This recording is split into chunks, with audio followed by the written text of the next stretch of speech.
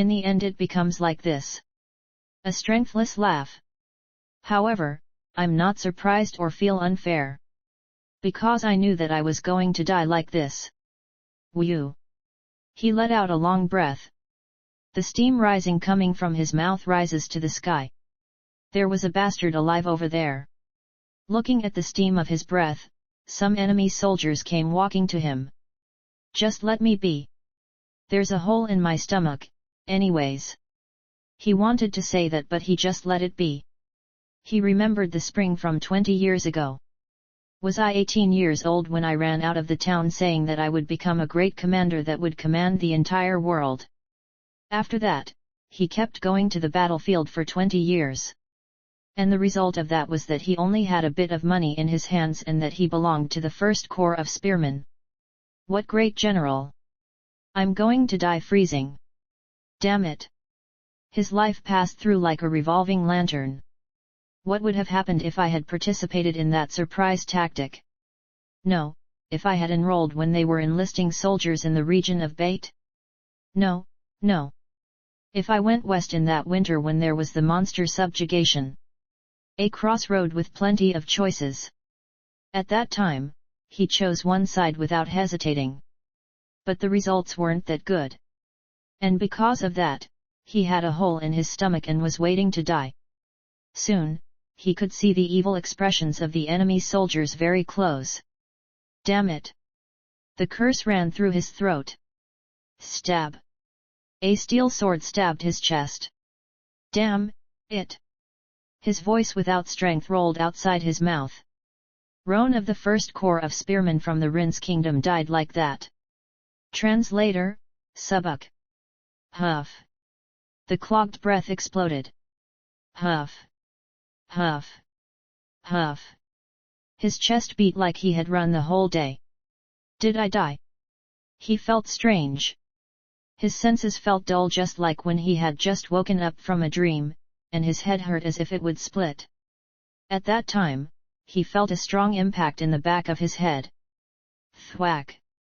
This bastard of a newcomer slipping out. You dare to get asleep while we are on standby for battle. Roan looked back with his cloudy eyes while touching the back of his head. Oh? Are you glaring at me right now? A robust man with a square chin. He couldn't see well because his field of vision bothered him, but Roan could know who he was. Mr. Pete. It was certainly Pete.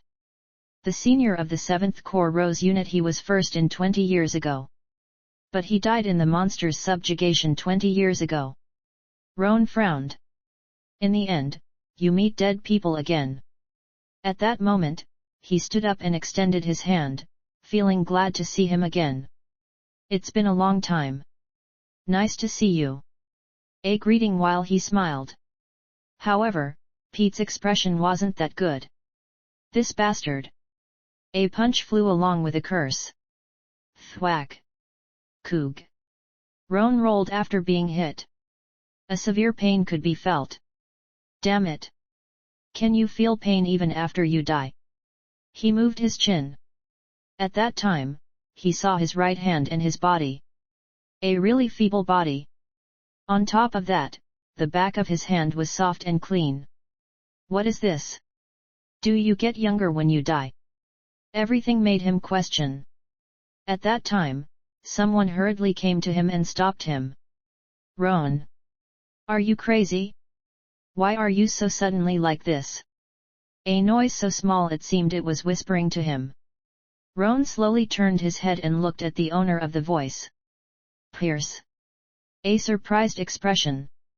Roan's face was much more surprised than when he saw Pete. Why are you here? No, you got younger on top of that. Pierce didn't die. On top of that, he couldn't die. Because after he became Duke of Rin's kingdom, he didn't show himself in dangerous places like battlefields. However, he couldn't understand more than anything how he got young.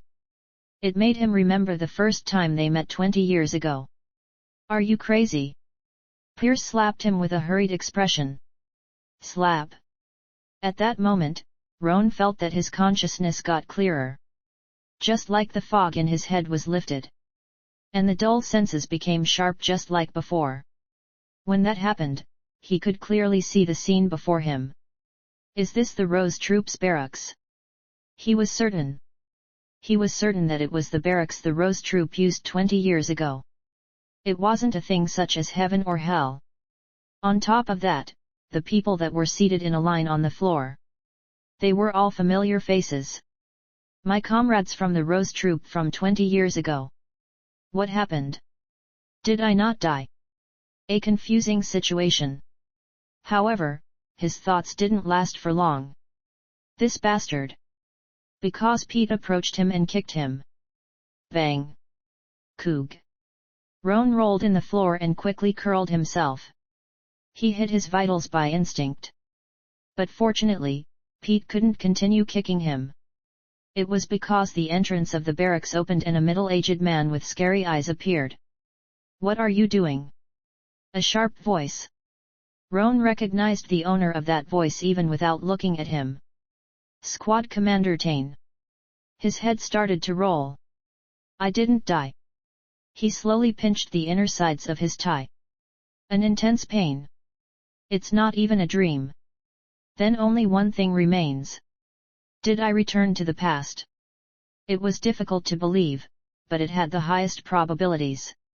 If that also wasn't it, maybe the past 20 years of his life was just a dream. Whatever it is, I'm still alive. It was enough for him with just that.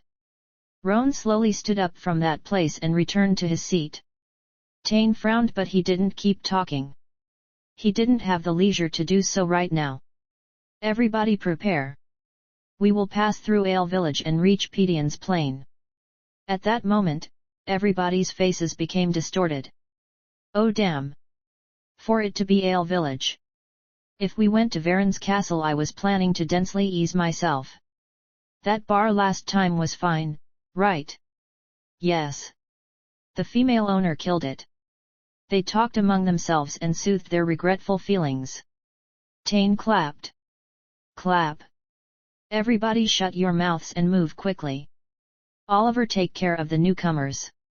Yep. Oliver, that was tall and had a slim body, replied in a loud voice and approached Roan. Everybody take your helmets and your armor. At his words, the newcomer soldiers including Pierce started to slowly equip their armor. Oliver looked at Roan and said as if he was growling. You stupid bastard. You two wear it quickly. I'm Lukey. He couldn't finish his words. Roan had skillfully equipped the armor and even finished organizing his luggage in an instant. What is this bastard? Why is he so skilled? Oliver was at a loss of words for a moment. Only looking at how he was packing the luggage was even a step higher than himself. I did these kind of things for 20 years. Roan put a bitter smile. Oliver wanted to say something else, but as he had nothing to point out, he turned back with a disappointed face. At that time, Pierce's voice rang through his ear. Roan. A voice so small it seemed he was whispering him. As Roan looked back, Pierce pointed the luggage bag and put a pitiable face. You really are the same as 20 years ago. He was also like this back then. Pierce at that time was timid and didn't have any talent. But on top of that, he had a small body, so he always asked him for help. Roan walked towards him and shook his head after packing his luggage in the bag. For this guy to become the Duke of Rin's kingdom, surpassing the commander-in-chief. Just looking at him right now, was something unbelievable. He was lucky. His life became better when he became apprenticed to the genius spearman Rail Baker. At that moment, Roan's eyes became round wide. His fingers trembled. Roan. What happened? Pierce put on a worried expression, but it wasn't a situation where he could mind that. If it's true that I returned to the past, then I know what's going to happen from now on. Although he didn't remember all of the small details and accidents, he did remember the news that made the world shake. Especially, the battles and wars he faced the past 20 years. He remembered it all clearly, to the point that if he was asked to make a report of it, he could write it all down. Thump thump. His heart beat faster. I can become one. His two eyes became filled with hot passion. This time, I can become one. Roan's face became bright red. This time, I can really become a great commander. A great commander that can really command the entire nation. His smile became dim. No, no. The memories, experiences, and information he had weren't in the level to satisfy him only with being a great general. Grib. He strongly clenched his fist. At least, I should become a monarch. From old times, they said to dream bigger. The objective of his past life was becoming a great commander. But he became a spearman. So the objective in this life was becoming a monarch. If that's so, won't I at least become a commander? On top of that, the starting line in this life was already different. Because he knew what was going to happen from now on. First, he remembered the memories from 20 years ago. The first battle. That fierce memory. At that moment, Roan's face froze. Damn. He remembered. The heartbreaking and miserable first battle. Return, 1, End. Translator, Subuk. 20 years passed, but he remembered perfectly. Excluding me and Pierce, all of the newcomers died. It wasn't only them, but Oliver and Squad Commander Tane had also lost their lives. We got attacked near Ale Town by the goblins. A gorge that got narrower. That was where those bastards were hiding in ambush. The Rose troop that was moving carelessly almost got swept up. What can I do? Tell the commander the truth that the goblins were hiding to ambush them? It would be fortunate if he doesn't cut off my neck. There was no way they would listen to the words of a newcomer without any proof. No, in the first place he wouldn't even meet him. Should I tell Squad Commander Tane? It wasn't a good option. In his memories, he didn't really have a friendly character. Then, do I have to look how the squad gets annihilated? He couldn't do so. He didn't want to also ruin this life. Then, Roan's face brightened. Ah! There was that. The corner of his mouth slowly rose. He looked at Tane as if he was waiting for something with eager eyes. Ah! Also. Tane, that was packing his luggage, yelled with an expression as if he had remembered late. Is there someone that's familiar with the zone of Ale? Someone that lived for long in that zone, or spent a long time? This is it. Roan took a step and raised his right hand. I know it well. You. Tane frowned. The guy who was being hit by Pete. Pete wasn't the type to get violent with no reason. Then that meant that this guy in front of him had a problem. Troublesome. The role of guide was certainly important. If he made a mistake, he could put in danger all of the squad. Do you really know well the zone of Ale? Yes. I do. I can go from here, Ellen's fortress, to Ale village with my eyes closed. Tane frowned and looked at Roan. Well, the decision is made by the adjutant. He didn't keep thinking for long. In the first place, he wasn't the type to do so. Fine. What's your name? It is Roan. You pack your things immediately and follow me. Tane walked and looked at General Lander. Lander. If you finish your preparations, go to the drill ground with the guys. Yes. Understood. Lander smiled as if telling him not to worry and nodded. Tane hit his chest and went outside. Roan hurriedly followed his back.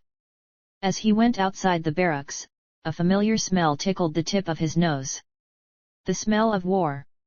No, the smell of death. Ironware, bonfire, horses, sweat, guys, and blood. A smell that had many things mixed. It was a smell he sensed for the past 20 years until he got sick of it. It was a disgusting smell, but somehow a corner of his heart got more comfortable. The more you get to like this smell, the closer you are to death. Roan smiled bitterly and shook his head. At that time, Tane, that was one step ahead of him, asked bluntly. Where are you from? I'm from a small town in the mountains that's in the borders of the mountain ranges of Grain. Grain Mountain Range. It's a rough place. Tane talked like that and continued his steps. A guy from Grain's mountain range know the zone of Ale well. A feeling he got deceived. Well, I'm not the one to get punished. Tane smirked and looked in front. A middle-aged man was looking at the pile of documents. Adjutant Dosen. Tane approached him and bent down. Middle-aged man, Dosen was one of the 5 aides in Roe's troop in charge of guiding. He already picked quite a few. Tane's gaze moved next to him. He saw the other guides from the other squads. They already numbered more than 10. Oh! Tane! Dosen smiled brightly and greeted him with his chin. Tane fell to the side and pointed at Roan. There's also a guy in our squad that knows the zone of Ale well. Really? Dosen moved his side and looked at Roan. It's the first time seeing him. Is he a newcomer? Yes. He came yesterday. He's a really hot guy. Dosen smirked and looked at Roan up and down. You know well the zone of Ale. Yes. Roan replied without hesitating. Only the amounts of battles in the zone of Ale amount to 20. 20. Because of that, the surrounding zone was really clear to his eyes. Dosen nodded at his reply. Then should I ask you a simple question? What's the specialty product of Ale? A not difficult question. It's barley. Then, the biggest village in the zone of Ale. It's of course Ale. Continued by Riven Village, Moss Village, and Furbus Village. Answer without stopping. All places where had battles. Roan smiled. Dosen nodded with a surprised expression. I didn't know that you would even know Furbus Village. It seems like you have indeed lived in this zone for quite long. You are just perfect for a guide. Roan didn't really talk about where he came from. Because that wasn't the important thing. I find the hiding goblins one step ahead of them. He looked at the guides that were next to him. Because of these guys not doing their job properly, many people died. Of course, he knew well why they couldn't discover the goblins. This was a safe zone with no monsters at all. So they also thought that there was no way that goblins would appear. This time, I am blocking them. Roan bit his lower lip. Take this. Don't lose it. Tane gave him one spear. Roan nodded and gripped strongly. Grip. A strong and heavy feeling. Uncomfortable. His palms were excessively soft and smooth. The injuries and hardened skin he got the past 20 years all disappeared.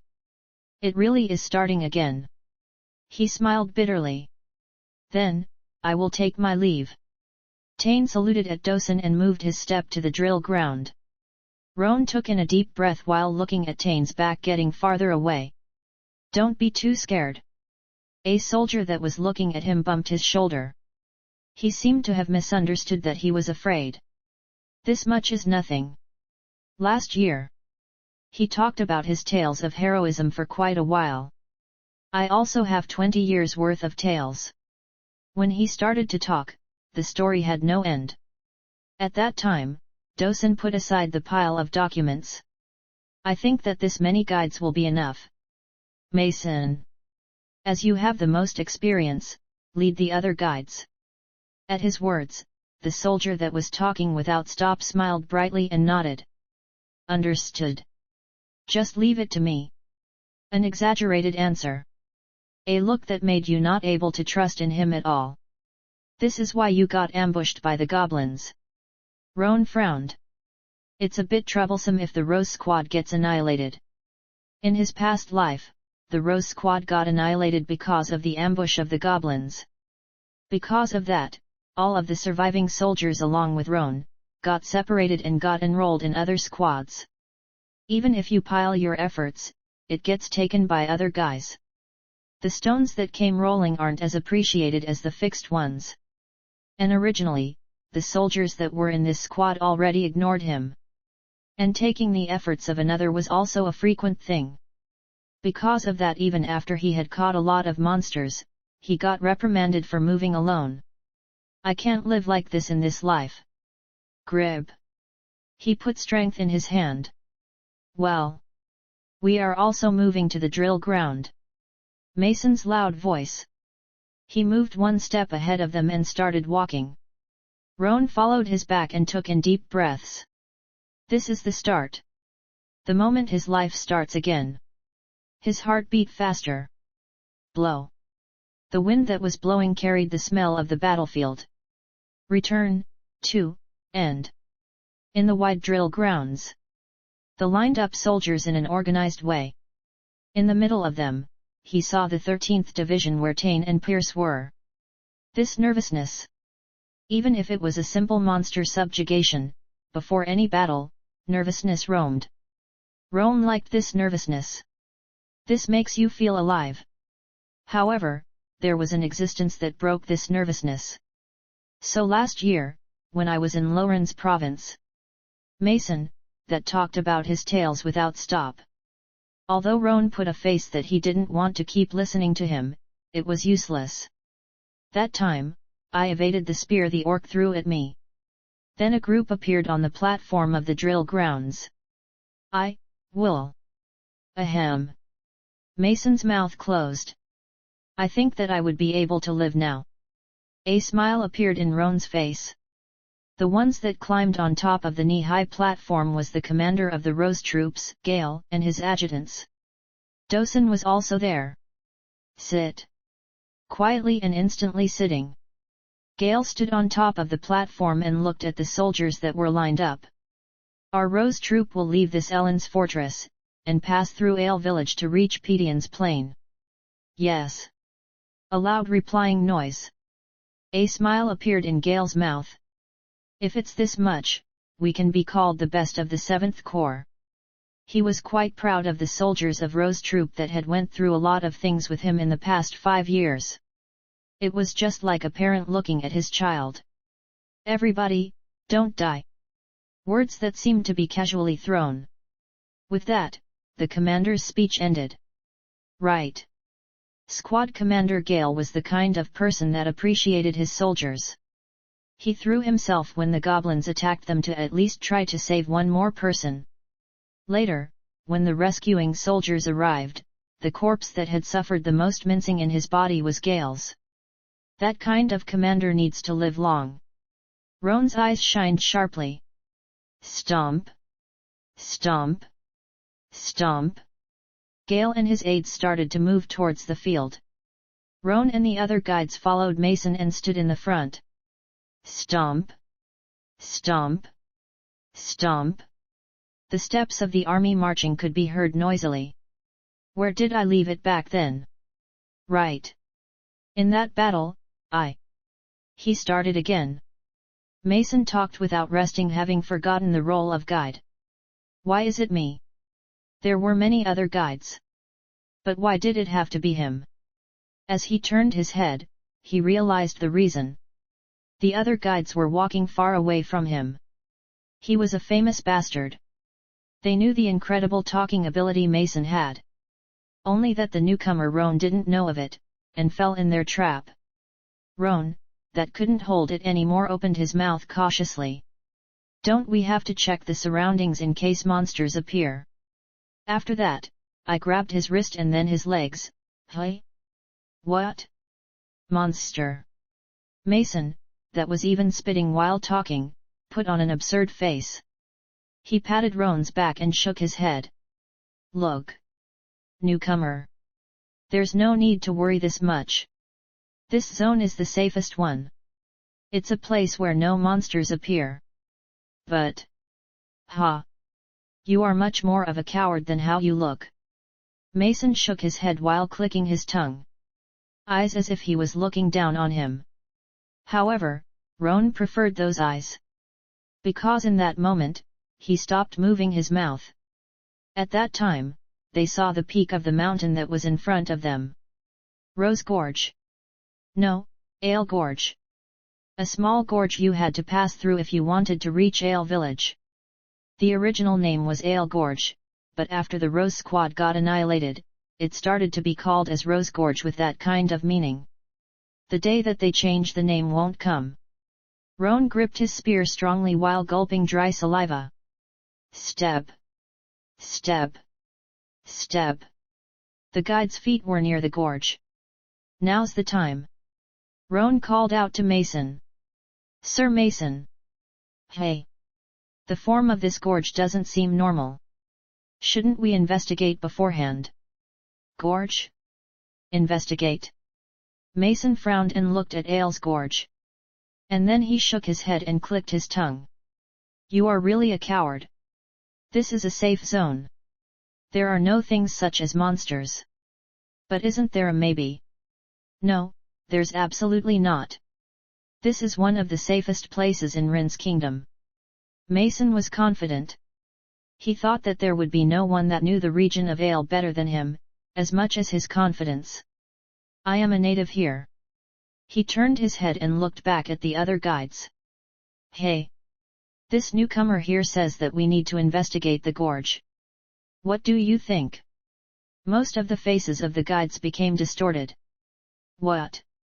Investigate? What dog shit are you talking about? You really are a beginner. Beginner. If you don't know a thing, just stay still. Pouring criticism. However, Roan's face didn't change in the slightest and had a serious face. However, all of our troop has to pass through that narrow gorge. If there are monsters hiding, we will get a huge blow. Ha, really? In the end, Mason shouted. He pointed at Roan's face with his index finger to the point he almost poked him.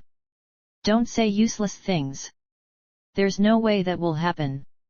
However, Roan wasn't the type to back down right now. Because he knew really well what was going to happen. They also say that you have to hit a stone bridge and then cross it. If maybe, there are monsters waiting for us. Stop. Mason raised his hand and stopped him. His face was bright red. Gulp. Roan gulped down dry saliva. The reason Roan could talk back like this was because he didn't directly belong to him. Actions he could never do to Tane or Pete. Mason glared at him as if he wanted to devour him, and in the end said with an annoyed voice. If you want to investigate that much, go alone. Can I? It was a grave offense to leave his rank. Mason nodded. Go. I don't think that there won't be anything bad by doing something in vain. Words as if he was mocking him. However, Roan's face became brighter. Then, I will be going. After he nodded, he started to move. Running. Legs that couldn't be seen. Roan left the ranks and ran through the gorge's peak. Gale, that was leading the front squad, noticed him. Who's the soldier that left the ranks and is running to the gorge? Dosen looked and then frowned. It seems like a soldier in charge of guiding. I will go and check. Gale nodded with a disturbed expression. Because of an unauthorized solitary action, he could make the entire squad fall in danger. Dosen looked at Gale and grabbed the reins. Rattle. Rattle. The steps of the horse became faster. Mason. Dosen found Mason. Mason, that was looking at Roan running to the gorge, bent his head. Yes. Aid Dosen. What's that bastard? Why did he leave the ranks as he pleased? Firing words. Mason put a bitter smile and scratched the back of his head.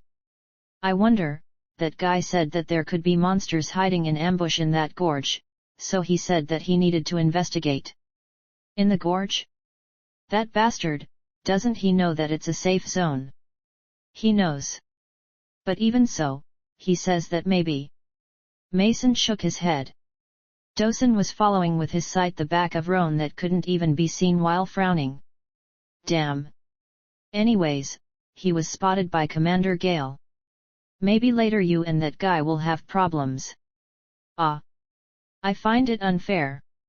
That guy kept insisting stubbornly. Shut up. You are the responsible one. You have to get punished because you couldn't properly control your guys.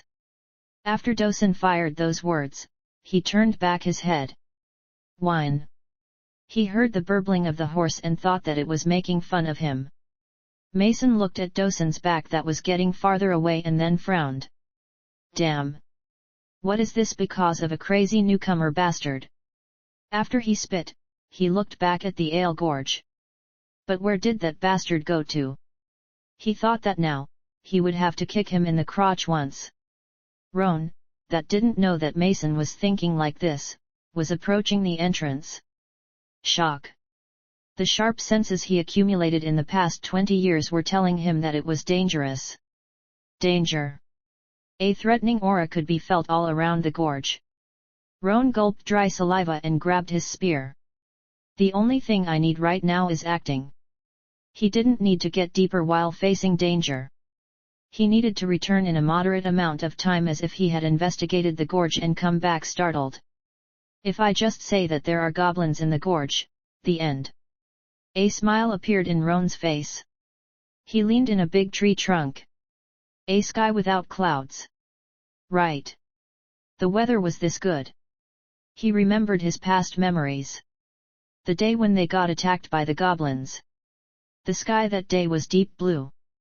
Just like we have gone in an excursi. He gulped back the words he was mumbling. Shock. His back was pulling. The hair in his skin raised, and dried sweat flowed through his back.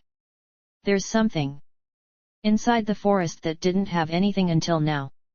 However, he felt a frightening presence. The noise he heard at that time. Quee. Roan's face froze in an instant. Goblin. It was certainly the cry of a goblin. Quee. The noise came closer. First battle, 1, end. Translator, Subuk. Gulp. His Adam's apple shakes roughly. 2. No 3. Roan lowered his posture while still leaning on the tree. Blow. The leaves are blown by the wind. Quee. Quee. The cries of the goblins get nearer. Stealthily. Roan slowly took out his short sword. An old and sharpless short sword. However, it was enough to complete his role. Quee. A sound heard nearby. Now. Roan quickly turned his body. And then, he saw the goblin right in front of his eyes. Quee. The guy fell in a state of confusion when he saw Roan appearing suddenly. Roan didn't let go of the opportunity and quickly stabbed the goblin. Stab. The short sword got stabbed in the guy's chest. Quee. And the goblin that dropped down after. Quee. Quee. The goblins that were behind got angered at the death of their companion. Those guys rushed onto him. Pull. Roan pulled the short sword that was in the chest of the goblin and threw it. Thump. The running goblins couldn't dodge it and rolled in the floor. An ideal opportunity. Roan quickly rushed onto them and stabbed them with his spear. The spear stabbed the head of the goblins in succession. Quee. He disposed 3 goblins in an instant. But even so, his face wasn't good. It's a disaster. His palm of the hand hurt. Just because he moved his spear twice, the skin seemed to peel off. On top of that, it didn't even have strength behind it. I really became a complete novice. Roan smiled bitterly and picked up the items of the goblins. I'm sorry, but I will have to take your necks. His hand that moved at the same time. Slice. The head of the goblins rolled in the floor. Roan tied the dirty and rough hairs of the goblin and grabbed it. Drib. Drib. Green blood flowed from the sliced part. And then, the leaves of the mountain shook fiercely. MMM. The wind was still the same. It's them. If it wasn't for the wind, then only one option remained. The other goblins were coming down to look for their comrades. Roan quickly ran towards the exit of the gorge. Quee. Quee. Angry noises from the goblins could be heard behind. However, it was impossible for them to chase him. He had already come out the gorge and entered the plains. He could see the rose troop far away. Roan shook the thing in his hand. It's the goblins. Goblins are waiting in ambush. He shouted loudly, but no one heard him. He was still too far away. Mason, that was waiting for Roan to come, frowned when he looked at Roan coming out of the gorge. Why is that bastard like that? It seemed like he was yelling something, but he couldn't hear him. And what is that thing he is holding? A thing that seemed to be like watermelon. He seemed to have picked a fruit in the woods. Another guide that was next to him said with an impudent voice. Mason looked at him as if it was stupid. However, as Roan got closer, Mason's face froze. Because his yells were heard more clearly. It's the goblins. Goblin. Only then he realized that it wasn't a watermelon he was holding, but the head of a goblin. Mason looked at the other guides with dumbfounded faces. It's really a goblin. Especially, Mason was several times more surprised than the others. For a monster to appear in the zone of ale. It had never happened until now. He shook his head like that while opening his eyes abruptly. This wasn't the time to be like this. He ran to the squad following from behind. Go, goblins! Shouting with all of his strength. At that time, Gale that was cautious of Dosen yelled while he lit up with joy. What? Is that true? It is. Look over there. Mason pointed at the gorge with his finger. Everyone's sights moved. Roan, that was running with his hair fluttering. And a faint voice. It's a goblin. Goblins are waiting in ambush. Gale's eyes became sharp. The thing in his hands is the head of the goblin. His right hand extended to the skies. Squad hold. Battle formation. At that moment, all of the adjutant yelled with all their strength. Squad hold. Everybody battle formations. Battle formations. The aides yelled and they each went to their respective squads. Gale still looked at the gorge calmly in the middle of this noise. Dosen. Yes. Dosen that was nearby approached him. Gale pointed at Roan. Bring that soldier. I need to hear the story. Yes. After Dosen replied like that, he made eye signs to Mason. Yes. I will bring him. Mason replied nervously and moved his feet. Damn. Am I the only one that's going to get punished? His face showed a hint of nervousness. He made fun of the guy that said he was going to investigate. He was absolutely confident that there weren't going to be any monsters. A goblin. But the guy he had made fun of appeared with the head of a goblin.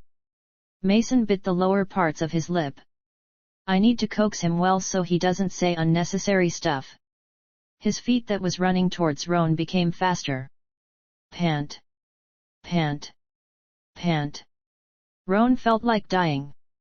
He ran with all his strength because he feared that the Rose troop would enter the gorge, so his chest felt like exploding. He wanted to rest a little after informing that the goblins were waiting in ambush, but he didn't have the leisure to do so. Commander Gale is looking for you. Mason grabbed Roan's wrist. In the end, Roan couldn't even take a breath properly and got dragged towards Gale. At that time, Mason whispered in a low voice. Forget everything I said to you back then. Understand? Actually, I also thought that there was a high chance for an ambush. So I got responsible for it and sent you to the gorge. Hey? Right. Roan didn't even have the strength to talk back. Mason got anxious as he saw that Roan wasn't showing any reactions. Are you listening to me? Hey? Answer me. You. Understood. Roan let out a deep breath and nodded. Only then did Mason's mouth shut. The two of them moved quickly and soon reached in front of Gale. Oh. Come here. Dosen exaggerated without any need to. Roan slightly ignored him and bent towards Gale. What was in the gorge? Abruptly taking out the main subject. It's an army of goblins. The numbers. There were at least 1,000 in the side of the mountain I searched. And normally, thinking that when you ambush, you will have another squad in the other side of the mountain. So thinking about it, it would be more than 2,000. Dosen frowned. The number of soldiers the Rose troop had was 800 in total. It wasn't even the half of the goblins' army. Are you certain? I am. Roan replied unhindered. Because he had already experienced it in his past life, there wasn't even a tiny bit of mistake. What a pain. Gale shook his head. The number was also it, but the location they were hiding was also a problem. The goblin army had already took over both sides of the mountains. They were in a really vulnerable position to attack when they were below. Then, Dosen interrupted. Wouldn't it be better to go round the gorge and go directly to Pedian's plain? We will get 2 days late, but we can evade an unnecessary fight. Anyways, the objective of the Rose troop was reuniting in Pedian's plain with the other squads and subjugate the monsters together. There was no need to confront the goblins. Roan, that was listening, still got surprised and yelled. You can't do that. He remembered the miserable and cruel past. First battle, to end. Translator, Subuk. Damn. Roan did yell, feeling in a hurry, but he closed his mouth in this troublesome mood. Dosen's face wasn't good. Because the newcomer soldier opposed to the idea the adjutant gave. Maybe, if the adjutant's temperament was harsh, a fist would have flown already. However, he couldn't back off like this. If we just leave the goblin army like this, the villages nearby will get massacred. In his past life, after the goblins annihilated the Rose troop army, they got out of the gorge and attacked and annihilated the village's people. It will not be an easy fight, but we have to destroy the goblin army. Roan bit his lower lip. At that time, Dosen coughed with a displeased face. Ahem. What could a newcomer soldier know? Tch. Clicking his tongue. However, Roan wasn't planning on backing off at this point. He looked fixedly at Gale and slightly bent his head. Sir Commander. Do you know the similarities of the fight in Cali in May, year 176, Mendorf defense in August in 183, Romans' suppression tactic in October in 185, and the fight in Fiori in March in 191? 30 years at much, and 10 years not too long ago fights. Gale frowned. Similarities. At that time, Mason laughed awkwardly. Ha ha ha. This bastard. What are you talking about?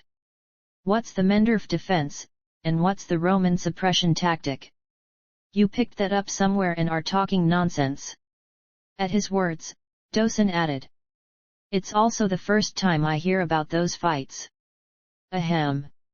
Really unpleasant faces. He opened his eyes, telling him to stop his nonsense. In the other side, Roan's face was still imposing. It's normal for them to not remember fights that are not related to our kingdom. It was also the same for him. However, as 7 years from now appears an unparalleled genius strategist called Ian Phillips, the study of strategy and tactics boomed. The generals and soldiers studied in the big and small battles in history, and Roan too concentrated in studying for a while. And because of that, he could remember all of the battles he had named. But fortunately, Gale could understand all of the fights Roan said, unlike Mason and Dosen. The fight in Cali was a fight between Arrin's kingdom and Estia Empire, the defense of Mendorf was the battle between Estia Empire and Byron kingdom, the Roman suppression tactic was the fight that happened in Russia that the farmers rebelled, Fiori's fight was the fight between Arrin's kingdom and the monsters. 4 battles that were different in time, nature, and the adversaries. There's a common point between these battles. Roan said in a low voice as he saw that Gale wasn't getting it. Massacre. At that moment, Gale's eyes became big and round. Ah! A low exclamation. He nodded as if he was a little excited. Right. Massacre. It was massacre. The 4 battles were all different in the adversaries, time, and nature, but the winning side had massacred the losers. In the Battle of Cali, the people from Estia massacred Arkali's castle residents. In the defense of Mendorf, the Asbyran royalty left the Mendorf castle and fled, the people from Estia massacred the residents of Mendorf's castle residents. Right. In the case of the Roman suppression tactic, the farmer side that revealed all got massacred. And in the fight of Fiori, as our kingdom retreated, the monster army roamed through the zone of Fiori and attacked 7 big and small villages and massacred its residents. A conversation that dropped well. Gale looked at Ale's gorge with a frozen face. Then what you are thinking about? Perhaps. Roan slowly nodded. Yes. If we leave the goblin army like this, the nearby townspeople will get massacred. Just looking at the 4 battles he mentioned, the probabilities of it happening was high. Gale looked at Roan with a surprised expression. It's also it that he investigated the gorge alone, but even memorized the battles that not even Dosen knew of. A really amazing kid. In the other side, Dosen's face that was looking at the side, was clearly contorted. Damn. For someone like me that ate blades as meals for 10 years to not know of it. What's the identity of this bastard? A soldier that ate 20 years worth of blade meals. That was Roan. But of course, there was no way that Dosen would know of that. Gale wanted to keep testing the newcomer soldier he had in front of his eyes. Then, we move after defeating the goblin army. Yes. Only then will the people around Ale's zone be safe. But those bastards built a camp in the mountains. We are not in a situation that it's easy to confront them. He talked with the meaning that if there was a method, to spill it fast. Roan looked at Gale and smiled dimly. Do you remember the battle that happened in Pelin Mountain in February in year 200? The battle in Pelin Mountain was the one that happened just the previous year. Gale obviously nodded, and Mason also did. However, the only one that read what Roan was thinking of was Gale. Gale smiled brightly and clapped. Ah! Attacking with fire. Roan slowly nodded. Yes. Attacking with fire. The Pelin Mountain battle occurred in Pelin's mountain boundaries that was between Rin's kingdom and Byron kingdom. The Byron Empire from back then moved faster than the Rin's kingdom and occupied the higher grounds, but the Rin's kingdom blocked the entrance and put the mountain on fire. Right. Back then, the guys from Byron left the burning military camp and fled. Yes. As those guys fled to the road we opened in purpose, they got annihilated after we ambushed them. At Roan's words, Gale clapped. Clap. Clap. Clap. Good, really good. What's your name? It's Roan. Good. Roan. Your merits today are really big. And your knowledge is also outstanding. I will definitely remember your name. Yes. Thank you. Roan bowed. He didn't ask for a big prize from the start. Although he discovered the hiding goblins and proposed a good tactic, he was still a newcomer soldier. If I accumulate more merits, my rank will go up and I will be able to have my own soldiers. He wasn't planning on acting hurriedly. But because of that, he also wasn't willing to relax. I will render great merits in this battle. He put more strength in the hand gripping the spear. Although he didn't have the same strength and stamina as before, he still had the 20 years of experience. He was confident on facing 4 or 5 goblins at the same time with this condition. Then, he heard Gale's voice. Prepare the fire. Make a trap and bait them over there. Yes. After Dosen replied loudly, he grabbed the reins. He looked at Mason and Roan and swinged his hand. The soldiers that are in charge of guiding also return to your respective squad. Yes. Mason and Roan that replied at the same time. Dosen glared at Roan for a moment and turned back. Did I get marked by Dosen? A bitter smile appeared on his face. Originally, he needed to have cold eyes and a crooked attitude to be considered normal. However, Roan that had the experience of 20 years of eating blades as a meal just saw him as someone cute. We will be leaving then. Mason bumped Roan and bent down to Gale. Roan too saluted Gale and went back to the 13th squad. Along with the sound of steel, a hot excitement could be felt in the places. Is it the first battle? A smile appeared in Roan's mouth. That was the smile of a man mixed with expectation and excitement. First battle, 3, end. Translator, Subbuck. Tane frowned. Damn. A battle so suddenly. He thought that there wouldn't be any battles until they reached Pedion's plains. Because it was a safe zone with no monsters. It will be a pain to take care of the guys. The 13th squad was only composed of newcomers. It wasn't only a thing or two that he had to pay attention to. Oliver. You take care of the newcomers. Yes. Oliver replied in high spirits and lined the newcomers, including Pierce in front of him. They were in a dumbfounded state because of the sudden battle.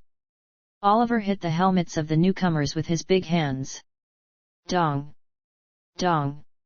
Everybody, get a hold of yourselves. When the battle starts, you only follow my back. Understood? Yeah, yes. A strengthless reply. Oliver frowned and hit Pierce's chest. Punch. Coog. Pierce tumbled and stepped back. Punch. Punch. Oliver yelled after continuing to hit the chests of the other newcomer soldiers. Reply properly. This is not training. If you don't get a hold of yourselves you will instantly die. Understood? Yeah, yes. Only then came a reply full of strength. Oliver nodded with a satisfied face. Then, a soldier that was in the back intruded. Hey you, what? It's you. He wanted to reprimand him, but at that instant he saw the face of the soldier. It was Roan that was returning after having completed his duty. You too, get a hold of yourself. Yes. Roan replied with strength and then, shut his mouth. A face with shining eyes and a strong will. He was in no way in a state of nervousness or fear. Look at this guy. Oliver looked at Roan with a little surprised face. Also at that time when he was packing his things, it smells like he is experienced. However, it was impossible. All of the 5 newcomer soldiers including Roan, were all beginners with no battle experience. At that time, the sound of the drums was heard. Boom! Boom! Boom! At the same time, the cavalry and archers charged towards the gorge of Ale. Do-do-do-do-do. The sound of the earth shaking. The other troops followed them. The cavalry moved from the left side of the gorge to the right to cause tremors in the mountain and take the attention of the goblin army. During that time, the archers prepared to fire. Fire! At the orders of the aides, the flame arrows covered the sky. Shoot, shoot, shoot! The entrance of the gorge became a sea of fire in an instant. Slash! Burning! The path of fire devoured the peak of the mountain through the wind. The only place the fire didn't reach. The west side that the archers didn't shoot on purpose. The rest of the squads pierced in there. Roan. Will we be fine? Pierce called out Roan with a really scared face. Roan clicked his tongue. For this kind of guy to become the Duke of Rin's kingdom. This coward became the Duke. It meant that the spear skills of Rail Baker were that outstanding. I also learned a few tricks. Although he wasn't a formal disciple like Pierce, he too had some things taught. And with just that, he could climb all the way to the 1st Spear Corps from the 7th. Although I was only a squad commander. Spearmanship without the basics was the same as a toothless tiger. Even if he learned a really strange spearmanship, he wouldn't be able to show even the 10th of it. Roan. Are you also scared? Pierce looked at Roan that wasn't saying anything while blinking. Roan hit Pierce's chest and smiled. There's nothing to worry about. You were always first in the spearmanship tests. That was only in training. Pierce's face became to the point of crying. Roan shook his head. Your talent is a waste. Bastard. Your talent is a waste. Even the instructors had said that his talent for the spear was the best they had saw in years. However, he was too coward and shy, so they didn't know if he was going to be able to use it in real battles. I really admire Viscount Rail Baker. He brought up this kind of coward all the way to becoming Duke. Just follow my back. Roan hit Pierce's shoulder and glared towards the gorge. A gorge that was covered by flames. Do-do-do-do. The ground shook. Break. The trees of the gorge shook roughly and the woods fell. Qui. Qui. The goblins that pour at the same time. Kill them. Kill. Along with the squad commander's order, the drum rang in the battlefield. Boom. Boom. Boom. His heart beat and the pressure rose. Excitement. At this moment, Roan became the kid he dreamt of becoming great commander. Then, Tain rose his spear high and yelled. Charge! Charge! All of the squad members shouted and charged. Clash! Clash! Clash! The sound of metal clashing hit his eardrum. Pierce and the other newcomer warriors followed the back of Oliver and shrinked their body nervously. Compared to him, Roan kept maintaining the ranks in the squad and observed the progress of the battle. Damn! They're a dirty lot! Pete yelled after stabbing the spear in a running goblin and cursed. Roan shook his head. This isn't the end of the goblin army. His eyes directed to the other side of the gorge. There is also another army hiding. They will come running to help looking at the fire. Then, the number of the goblin army will increase. We have to decrease the number of them the most we can. Roan gripped his spear and glared at the goblins. Then, Tain's voice was heard. They are getting through. Newcomers in the back, be careful. I will take care of them. Oliver replied quickly and cut off the necks of the goblins. A trustable appearance. Certainly, the Rose troop was an outstanding one. I can't just let a troop like this one to get annihilated. Then, a goblin appeared in front of Roan. No, no. Oliver noticed it too late and wanted to thrust his spear, but it was too late. Damn! At times like these, the newcomers become stiff. Preoccupied eyes. However, Roan calmly extended his spear and pierced the throat of the goblin. Grr! A falling goblin. A concise but a cool one. However, Roan's spear didn't stop there. Spat! The spear twisted like a snake and passed through Oliver's hip. His objective was the goblins that were targeting Oliver's back. Thrust! The tip of his spear pierced the chests of the goblins without stop. You! Oliver got surprised at the spear that passed next to him and stammered.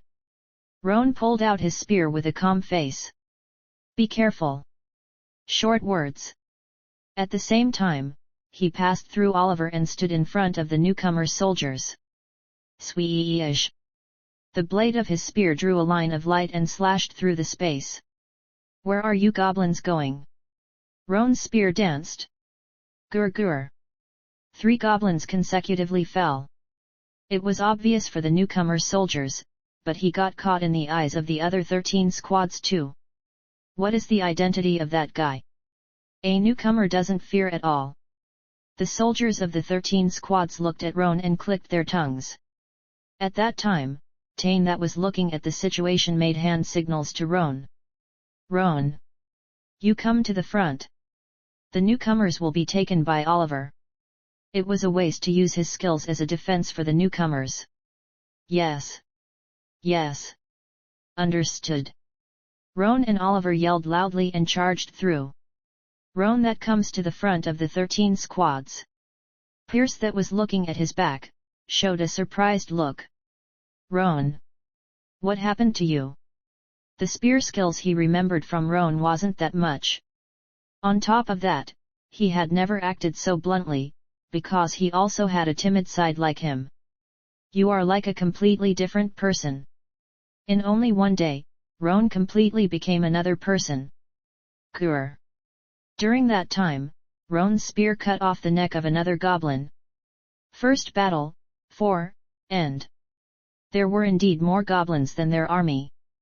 But because those guys were escaping to the small open road in the west, their lineup wasn't that good. A long shape. And the Rose troop surrounded them in the shape of a horseshoe. Die! Die! The front is getting pierced. Support them from the left and right. The injured ones to the back. the injured ones to the back. The goblin army were also in a state of disarray, but the voices that were heard non-stop took out your attention. I don't want to die. Half of the newcomers of each squad were trembling while spacing out. Among them, the only normal one was Roan. Thrust. Roan thrusted the tip of his spear in the head of a goblin. Meanwhile, the other goblins were also charging at him. Humph! Roan snorted and hit the chin of the goblin with the end part of his spear. Crush! Qui! At the same time, he pulled out the spear that was inserted in the head and swung it in an arc, and the goblins that had fallen back had their necks cut off. A natural action, just as flowing water. Look at this guy. Tane, that was facing the goblins next to him, discovered him, and shined his eyes. He was amazed by Roan's spearmanship. However, Roan felt like dying. Damn! I feel like dying because the palms of my hands hurt. His palms were really limp. And because of that, he couldn't even grip and swing as he pleased. Originally, the beauty in spearmanship was in being able to attack and defend at the same time without stopping. However, right now, the flow was stopping now and then. After the battle ends, I will have to focus on training my spear skills. He had thought that in his past life, he had quite excellent spearmanship, but even so, being commander in the first squad of spearmen was the best he could achieve. If he wanted to aim for something higher, he needed better spear skills. To do that, I have to reach the level I had in my previous life the fastest possible. Spearmanship he had refined for 20 years in real battles. All of those things were already in his head, anyways. And then go to the territory of Potter. If I go there. He was planning to go the Potter territory after this subjugation of monsters ended. There's future in that place. A smile appeared in Roan's face. Even then, his spear moved without stopping. Slice. The heads of the goblins fall consecutively. The situation became more favorable to the Rose Squad little by little. But then, a dust cloud appeared in the other side of the gorge. They are coming. Roan's shape became sharp. The goblins that were hiding at the other side of the gorge were coming. Now the aspect of the battle will completely change. Cavalry. Cavalry. To the south. To the south. Archers. Load. The orders of the commanders became desperate. The horseshoe lineup crumbled suddenly. Spearmen, hold your positions. Kill the bastards coming down from the mountains. Yes. An answer filled with determination. Although the number of the goblins coming down were many, it wasn't to the point they couldn't handle it. They were in a state where they were largely spread. Newcomers. Get a hold of yourselves. Now, we don't have the leisure to take care of you. Oliver's yell. Behind him, a newcomer soldier that was slightly thrusting his spear was trembling. They were also feeling it. That the strong line was having it more difficult. At that time, Roan came in the eyes of Pierce. The appearance of swinging his spear with soft movements and slashing down the goblins. Each time, the goblins fell in the ground with their throats having been cut off. Roan. A guy that was no different to him until a day ago. That guy was making great contributions as if he had become a ghost of war. Me too. Will I be able to do it? Compliments he heard in the training camps until his ears hurt. And actually, he never failed in placing first in the spear tests. However, if they are placed in front of a monster, your body will get stiff. I'm a coward. Pierce's face became teary. Then, a goblin charged to him after having pierced the line up. Damn! Oliver extended his spear late, but it didn't reach. The goblin that reached Pierce in an instant. Qui. The guy rushed onto him and made some noise. But that was all. Thrust. The tip of a spear was thrusting the neck of the goblin. Hey? The owner of the spear was an half absent-minded Pierce. As his life got threatened, he instinctively thrust his spear. The speed of the spear was so fast that the goblin charging died without even knowing that he had been thrust by it. Oliver that was looking at him yelled while smiling brightly. "You do well. Just keep it up." "Yes? Yes. Of course," replying in a bewildered state. Do I need to do it?" The feeling when he thrust the neck of the goblin still remained in the palm of his hand. It wasn't hard. His heart beat faster and his pressure rose. I also have to do it." The teary face slowly returned to normal. Pierce charged through and supported the weakened lines. At the same time, he slashed his spear to the goblin that was charging into him. Slash! The head of the goblin fell to the ground. "Pierce bastard! Finally getting a hold of yourself."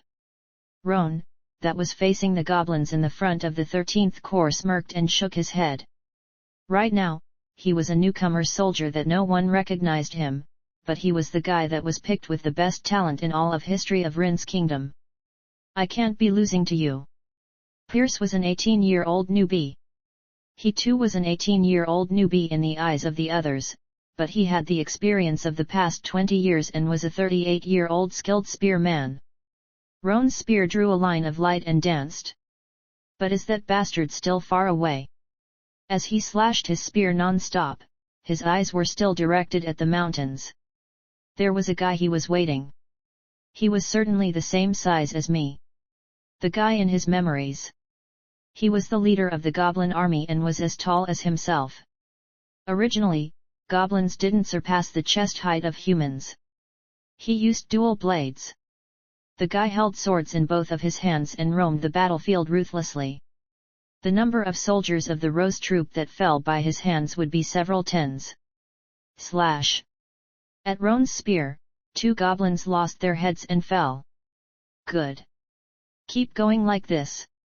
We take care of it the fastest and go to the west. Kill!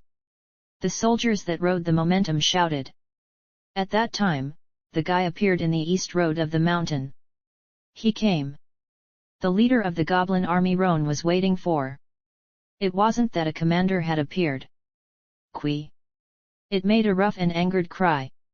At that moment, the goblins that were being pushed back charged in more furiously.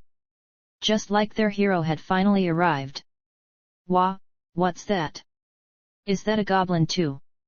Isn't that an orc? Orc! The soldiers of the Rose troop that discovered the leader of the goblins got perplexed. Roan bit his lower lip. It would be better if he was an orc. His skills are a level higher than that of the orcs.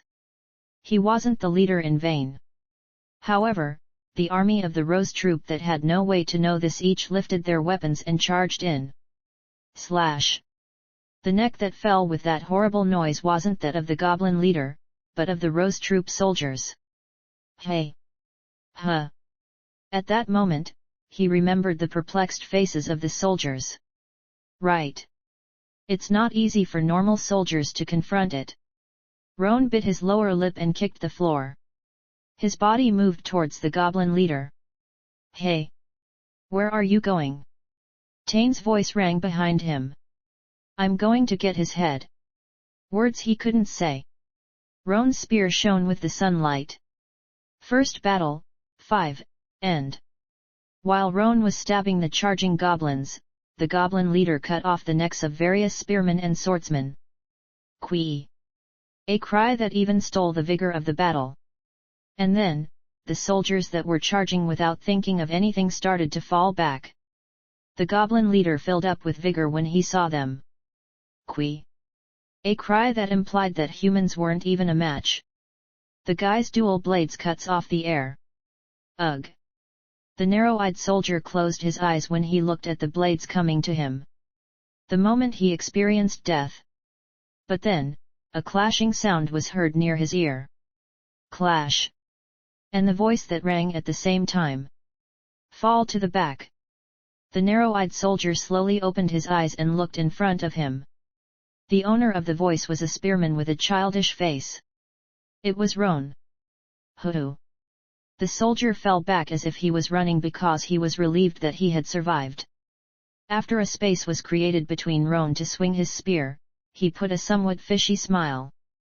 It's been a while. It's been 20 years. Qui. The goblin leader contorted his face and cried out. Right. There's no way for you to remember me. Roan smirked and charged. The tips of his spear was looking to pierce the chest of that bastard. Qui. A cry as if it was making fun of him. It swung its dual blades lightly and fended off the spear. Clash. Coog. His strength is certainly good. Roan clenched his teeth because of the strength that was transmitted through his hands. If it was prolonged, a not favorable fight. With my current state, I can only exchange a few blows. But even so, the reason he charged in so confidently. I will show you one deadly attack. The many spear skills in his memories. However, he couldn't use them all. The strongest spear skill he could use right now. The 3 stances Pierce taught me. Pierce's spearmanship originated after he got taught by Rail Baker, and devised for the battles they confronted together. Because they confronted normal soldiers, it was still powerful even if it didn't use mana. I have only one chance. More than that is hard for me. Thinking about the state of his palms, the strength of his grip and his physical strength, he could only execute this stance once. I have to look for the perfect opportunity. Roan's spear shook and sliced off the air. Qui. The goblin leader showed an annoyed expression at the spear that brandished him without stop. It raised his dual blades so high to try to cut off the spear. The body that was exposed in an instant. Now. Roan gripped harder and forcefully pulled back his spear. Rib. The pain of his palms tearing. However, Roan's movements didn't falter. Spat. The spear that was pulled back to his waist, stabbed onto the body of the goblin leader. Qui. It got momentarily perplexed, but he snorted and quickly struck down with his blades. Swing. Right before the 2 swords met the spear. Thong. The stiff spear bent like a snake. At the same moment, the spear rose to the skies. Spat. The spear passed by the 2 swords and rushed into the neck of the goblin. Qui. The goblin leader opened his eyes roundly at the spear that was bending in an impossible angle. Stab. Roan's tip of the spear pierced through the neck of the goblin. Grr. Growling sounds and the falling goblin leader. Roan pulled the spear in his throat and frowned. Coog. A painful sound was heard. He looked down at his palms. A mess. His skin was peeled off and blood flowed. His limp palms couldn't stand the fierce and strong spear skills of Pierce. It's really a mess. Of course, in his past life, he couldn't execute it more than 5 times consecutively. No, even doing it 5 times made his entire body hurt. It was a skill that was hard for your body, but it was that much effective. Whew. Roan looked at the goblin leader that was collapsed in the floor and smiled. Not a bad harvest for the first battle. Looking at the big hole in his throat, he admired Pierce's talent more. For a stance that was created in the middle of resting to be this much. It was at that moment when he was admiring the difference in abilities. The stance he barely executed after having his palms ripped, Pierce executed it without even shedding a drop of sweat. In this life I will certainly close that gap. Roan determined once again, and after cutting off the neck of the goblin leader, he extended it up to the skies. Spearman Roan from the 13th Squad. I cut off the neck of the goblin leader. A loud voice. Even if he didn't do that, the soldiers that were looking at their fight raised their weapons and yelled. Wah-a-a-a-a-a-a-a. Roan, Roan, Roan, Roan. The atmosphere of the battlefield changed in an instant. The goblins that lost their leader didn't know what to do. The morale was so low it reached ground, and they just looked to run away. In the other hand, the morale of the soldiers of Roe's troop was as high as the sky. Slice. Chop. Qui. Grr. At the attacks of the Roe's troop, the goblins fell without resisting. After Roan tied the head of the goblin leader in his waist, he returned to the 13th Squad. You bastard! How can you run away as you please? Tain yelled as if he was waiting for it. However, there was a faint smile in his face. And that was because he had witnessed the scene of Roan piercing the neck of the goblin leader. Roan bent down. Looking at my allies falling down, I just charged in on my own. I'm sorry. Tain wanted to say one more thing, but shook his head in the end. Be more careful next time. Yes. Roan bent his head and fell to the back. The battle was already ending. The goblins couldn't even charge to where the 13th squad were. Roan took out some bandages while looking at the battle. Want me to help you? A newcomer soldier just like him, that had white skin and big eyes, asked with a preoccupied face. Roan lent him the bandages as if he came just in time. Thanks. Why, with this much? The white-skinned and big-eyed soldier embraced the spear with his armpit and bandaged him. He bandaged him so meticulously Roan thought that he would be able to hold the spear immediately. He is quite familiar. He was familiar. A feeling he was forgetting of something important. Roan tried to remember who was the man that was in front of him. However, the newcomer soldiers that survived in his past life were only him and Pierce. Because of that, he couldn't remember the other newcomers. But why is he so familiar? Roan that fell in his thoughts. Then, the bandaging ended. At that moment, his big fingers were caught in his eyes. Ah! Roan let out a low exclamation. Hey? What happened? Is the bandage somewhat discomfortable? Asking because he was surprised. He's identical. Roan's eyes shook. The silhouette of a person passed by dimly through his eyes. This guy was the oppa of that person. The face of a girl that filled his entire head.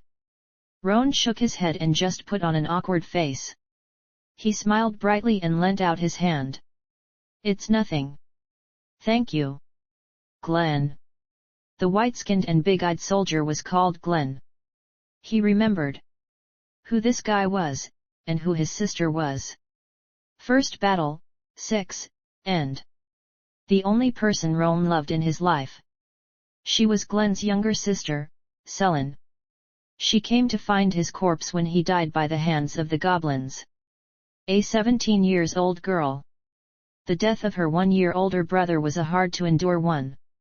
I was just consoling her because her crying appearance seemed too pitiable. They casually started to love each other. Did we meet for 10 years? In his late 20s, he was planning to even marry her. But in the end, we separated. The reason was Roan. I couldn't leave the battlefield. Late 20s was a climax age. He was still too young to give up on his dream to become a great general. On top of that, Pierce that got named as new general from a troop asked him to go and battle with him. He thought that it would be the last chance. Even at her words to not leave, that if I left it would be the end, I still left. It took exactly 3 years before he returned. And when he returned, she was already a woman of another man. Since then, I lived like a crazy bastard.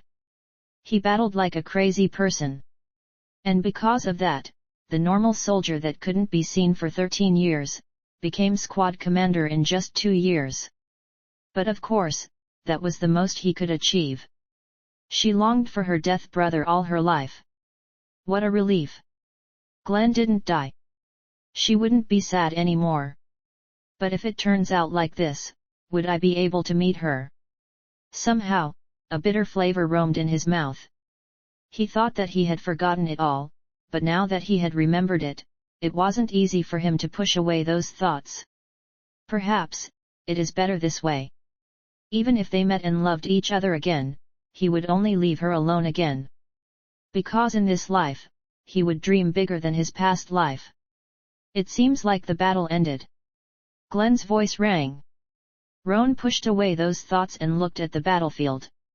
There were still some goblins running away, but the battle had certainly ended. Squad line up! Squad line up! The adjutants yell with all of their strength. The battle in the east ended, but the west still remained. The goblins that come pouring from the other side of the mountain. Well, now that their leader died, that side will also crumble. The Rose troop was going to win without any difficulties. After a while, the battle ended with the overwhelming victory of the Rose troop, just like Roan had predicted it. The time of retrieving the corpses and healing the wounded. The newcomers this time are amazing. Yet, you were called Roan and Pierce? You killed it out there. The 13th squad was filled with an uproar. Roan's and Pierce's outstanding merits were followed up with lines of compliments. It was rough, but Pete, that evaluated skillful people, highly hit Roan's back. Hit? You bastard! I completely saw you in a new light. Ha ha ha. Coog. Roan frowned and bent his back. Ahem. Did I hit you hard? Pete laughed awkwardly and scratched his cheek. Roan raised his hand as if it was okay and nodded. Then, Tane approached him. The skill you used to slay the leader of the goblins. Did you also learn that at the training camp? It was a skill he had never seen until now. At Tane's question, obviously the 13th squad and the 12th and 14th squad that were next to them raised their ears. Roan slowly shook his head. No. Because of a certain coincidence, I got to learn it from a retired soldier. Retired soldier? For the spearmanship of a retired soldier to be that much. And they said that the world was wide and there were as powerful people as sand grains. Tane just looked at him fixedly. Anyways, you rendered big merits in this battle and saved the lives of many people, so I will let it pass this time, but... Let it pass my ass. A cold voice intruded in. Tane and Roan turned their head and looked at the owner of that voice. Adjutant Dosen. Tane bent his head. Dosen said with a cold expression. Roan. Yes. Leaving your ranks in the middle of a battle is grave offense. A cold voice. Actually, he was already in a bad mood because of what happened before the battle. A newcomer dares to ignore the words of an adjutant. Because of Roan, only he became a stupid person for Gale. Even if you had the permission of Mason, leaving your ranks while marching is also a grave offense. I'm sorry. Roan bent his head. He knew the reason why Dosen was acting like this. His pride must have gotten hurt. At times like this, it was better to stay low. If he corrected what happened, only the adversary would feel worse. Dosen continued speaking. Gale squad commander let it pass, but it's something that organize and command the soldiers can't forgive. The soldiers of the 13th troop that were looking at the situation showed a nervous face. If it was like usual, you would have to get whipped 50 times, but taking into account that you discovered the goblins hiding in the gorge and as you have slain the enemy leader, I will deduct your salary for 5 months and add an extra month of training. Yes. I will follow your orders. Roan bent down. Dosen glared at him for a moment, and then rode his horse and returned to his original place. Pete looked at Dosen getting farther and asked. What kind of accident did you make in the front for you to get punished instead of receiving a reward after having slain the enemy leader? Roan just smiled bitterly instead of replying back. Tane looked at his expression and intruded to the conversation. Didn't you hear Adjutant Dosen's words? He left the ranks in his own twice. At those words, Pete shook his head as if he didn't understand. No, but even so, I don't think that it's enough of a reason. Now that I look at it, were you also the one that discovered the hiding goblins? Yes. Roan slowly nodded. The soldiers of the 13th squad put again a surprised expression. You are really a thing. A thing. Yet. If it wasn't for him, we would all have gotten annihilated. He's a benefactor in our lives. A noisy atmosphere. The soldiers of the 13th squad tried to purposely raise up the mood for Roan, that got punished. However, Roan didn't care much about that. I won't be using money much, anyways. Actually, it wouldn't be a thing to get big money if he decided to. He remembered all of the big things that would happen for 20 years from now on. And there were cases they discovered mana runes, mineral mines, ore mines, and lost treasures. If I need them later, I have to make one stop before anyone else and make it mine. There was no need to gain money immediately. The punishment to get an extra month of training was something Roan wanted to request for. Stamina, muscles, skin of the palms of my hands and movements. All of these are a mess. Just like the words, the level of a newbie. He needed training. However, the individual training time was really scarce in group movements. And at that situation, Dosen thankfully commanded him to get extra training. He gave me time to train my body, so this isn't a punishment, but a prize. A smile appeared in Roan's face. Then, the voices of the adjutants were heard again. Squad line up! Squad line up! The soldiers that were resting all over the place, started to stand up and lined up. Roan too, wanted to line up in the backside of the 13th squad, but a familiar voice rang from behind him. Roan! You have to go and take your role. The owner of the voice was Mason. Roan didn't move in his own accord and looked at Tain. Go! Tain swiftly shook his hand. Roan nodded, and then moved his steps. As he stood in the front, he saw the adjutants such as Gale and Dosen. Cold. Dosen's eyes were still cold. As the soldiers that were in charge of guiding gathered together, the Rose troop started to march again. Step. Step. Step. Sound of footsteps that shake the earth. Roan, Mason and the other guides, got in the Ale Gorge first. The gorge that was originally filled with forests, was now a barren hill. This place was filled with corpses before. A miserable scene. However, it was different in this life. I have just made my first step. Roan bit his lower lip. What comes next is more important. The moments of choice will keep coming. And each time, he would need to pick the best and different option. But the fortunate thing was that his first option wasn't bad at all. Behind Roan was following the Rose troop that originally should have been annihilated. First battle end. Translator, Subuk. The Rose troop reached Ale village without any trouble. They camped near the entrance of the village and put on a barrack. And Roan, once again took the attention of the people. Wow! Look at his hands.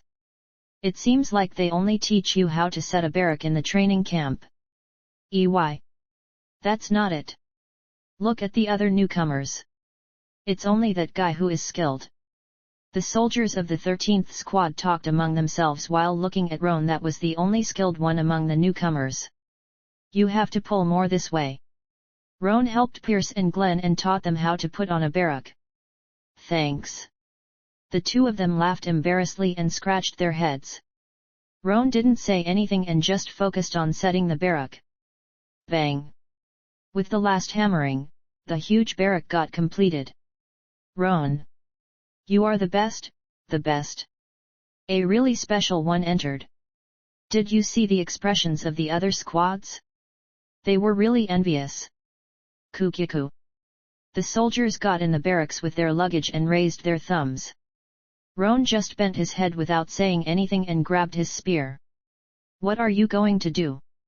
Tain approached him and frowned. I'm going to do the extra training. Ah! He nodded along with a low exclamation.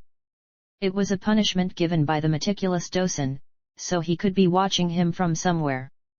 If he skipped for even a day, he would be given an impetuous order. Tain looked at the spear and shook his head. Your palm is a mess, will you be fine? I'm fine. It's because Glenn's bandaging is excellent. Roan raised both of his hands and smiled. Even so, focus on training your strength rather than your spear skills, being aware of Adjutant Dosen. Yes. Understood. And give me your luggage. Thank you. Roan bent. Tain hit Roan's shoulder like that and entered the barrack. Should I run for now? Roan stretched softly and started to run while holding his spear. Clank. Clank. The armor makes steel noises. The armor that only covered him the important parts was so low and weird that many parts were oxidized and even had small holes. Roan, that was running the outer parts, saw Dosen. It seems like I really got marked properly. Dosen approached him while riding his horse. You aren't just planning on running like that. After running a few more laps I will train my spear skills and do strength exercises. Roan replied while running. Dosen nodded and pulled the reins. The horse slowly stops. Trains like that for 2 hours every day. Yes. Understood. Roan yelled to Dosen's back that was getting further. Whew. He ran out of breath because he was talking while running. My stamina is really a mess. To run out of breath after running this much. Roan clenched his teeth. At least, there won't be any trouble until Pedion's Plain. Thinking about his memories, he couldn't think of anything in particular after the Rose troop got annihilated in Ale Gorge. Then, this was the right time to raise his strength and stamina. Clank! Clank! Roan's feet got faster.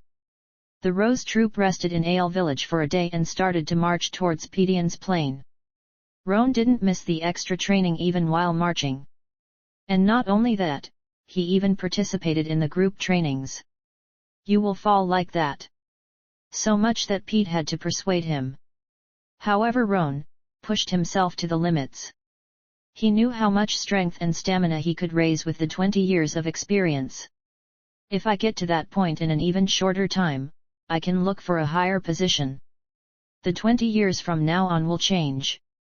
Among that was strength training, stamina training, agility training, and skills training. The training from 20 years from now on is much more effective than in this time. Roan evaded Dosen's eyes and trained his strength and stamina with the methods from 20 years from now on. And because of that, in these short 15 days, his arms and legs became a little harder than before. But just because of that, there was no one in the 13th squad that recognized the change. No, there was only one person that noticed this small change. Roan. I think that your body got better. The person that was blinking with an honest expression was Pierce. Roan slowly looked at Pierce's face and said inwardly. His sight is really excellent. One of the many abilities Pierce had. He had a good sight. No, precisely speaking, he had a good ability to see things. And because of that, even if they were in the same situation, place, and saw the same people, the information he could obtain was much bigger. The ability to see things others can't. That was one of the driving force for his ghost-like spear skills. Is there one day until we reach Pedion's Plain? Today was also the last day he could train to his heart's content. Roan reported to Dosen and got out of the camp. Because Dosen prohibited him from training inside the camp. If he followed the rumors, it seems like he had heard it from Gale. And because of that, he could only do the extra training outside of the camp in the first days. Dosen came out to check on him. However, as he saw that Roan didn't show even a trace of disobeying, he left him alone. Roan came outside of the camp and straightened his back. Whew! Maybe it was because it was the entrance of Pedion's Plain, but there was a wide plain in front of his eyes. First, running. If he didn't want to get injured, it was important to heat your body. Roan started to run towards the plain. The weeds that were as long as his waist, were moved by the winds coming from the west.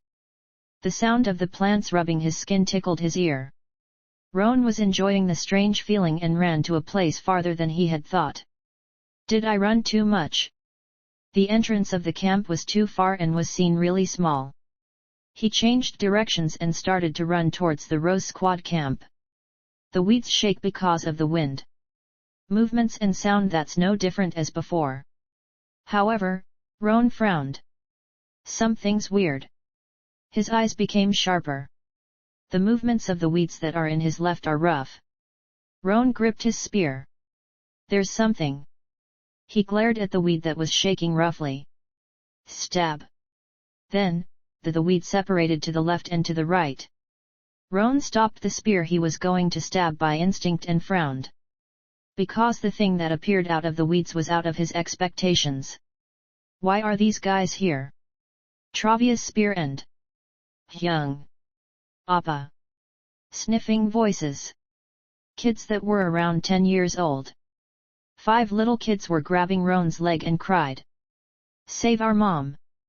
Boo-hoo! Sad cries cover the sound of the wind. Roan patted the heads of the children awkwardly. What happened? At the considerate voice, at least the biggest girl looked at Roan. Some bad guys came to our village.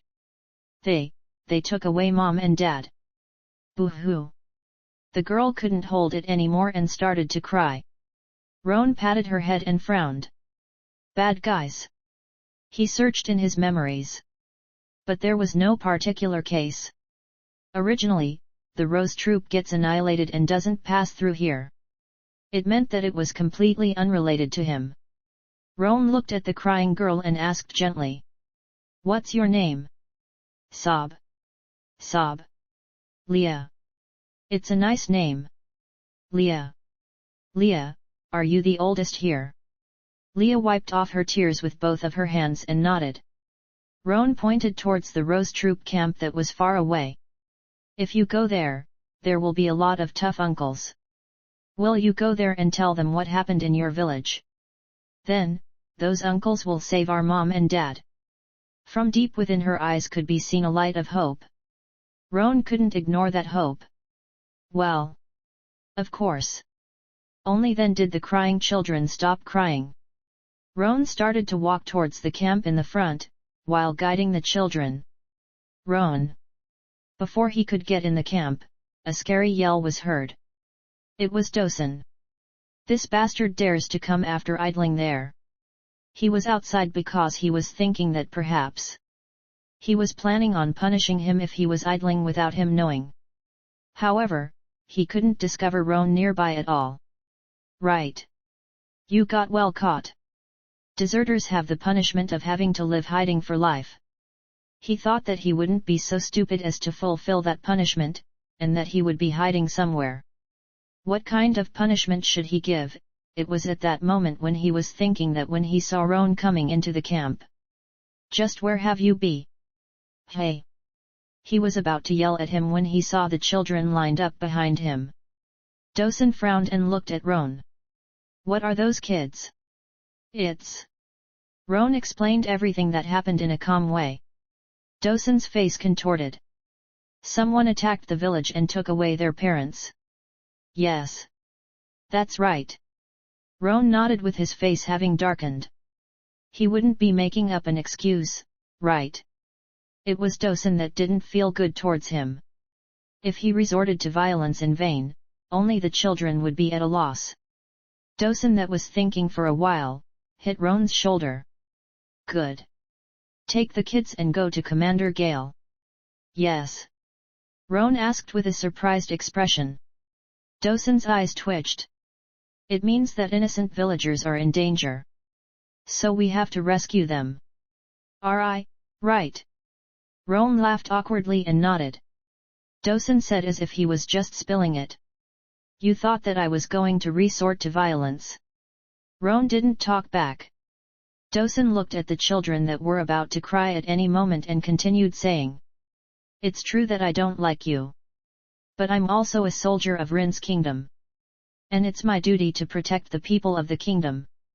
Roan just nodded instead of replying.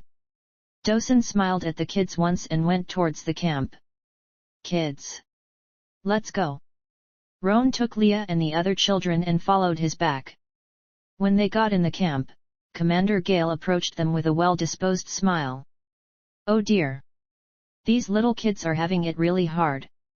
He sat Leah and the children and patted their heads. They being seated just like chicks was really cute. Gale ordered the soldiers to bring hot milk and bread. Eat slowly.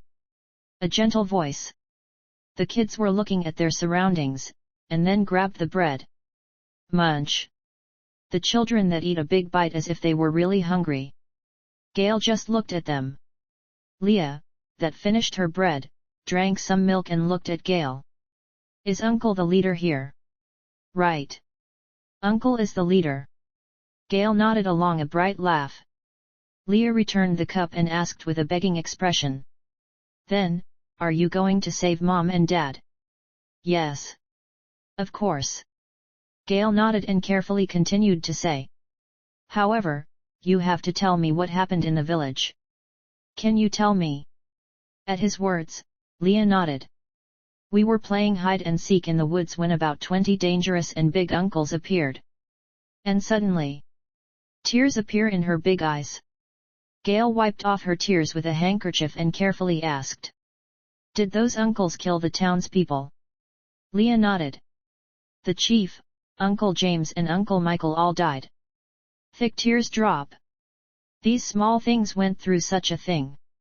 Gale thought that in regret but still asked a question. Then what happened? The big uncles tied the people with a rope and took them. And we were still hidden in the bushes when that happened. Gale nodded with an admirable expression. You did well. Really well. Uncle will ask you 2 more things. First, what's the village Leah lived in? Hoton Village. Hoton Village. Gale frowned. It's not familiar. A village he had never heard of. Then, that meant that it was a really small village. Then, the last question.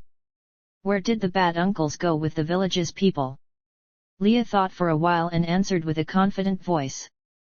To the east, they went to the East Terum village. They certainly went that way.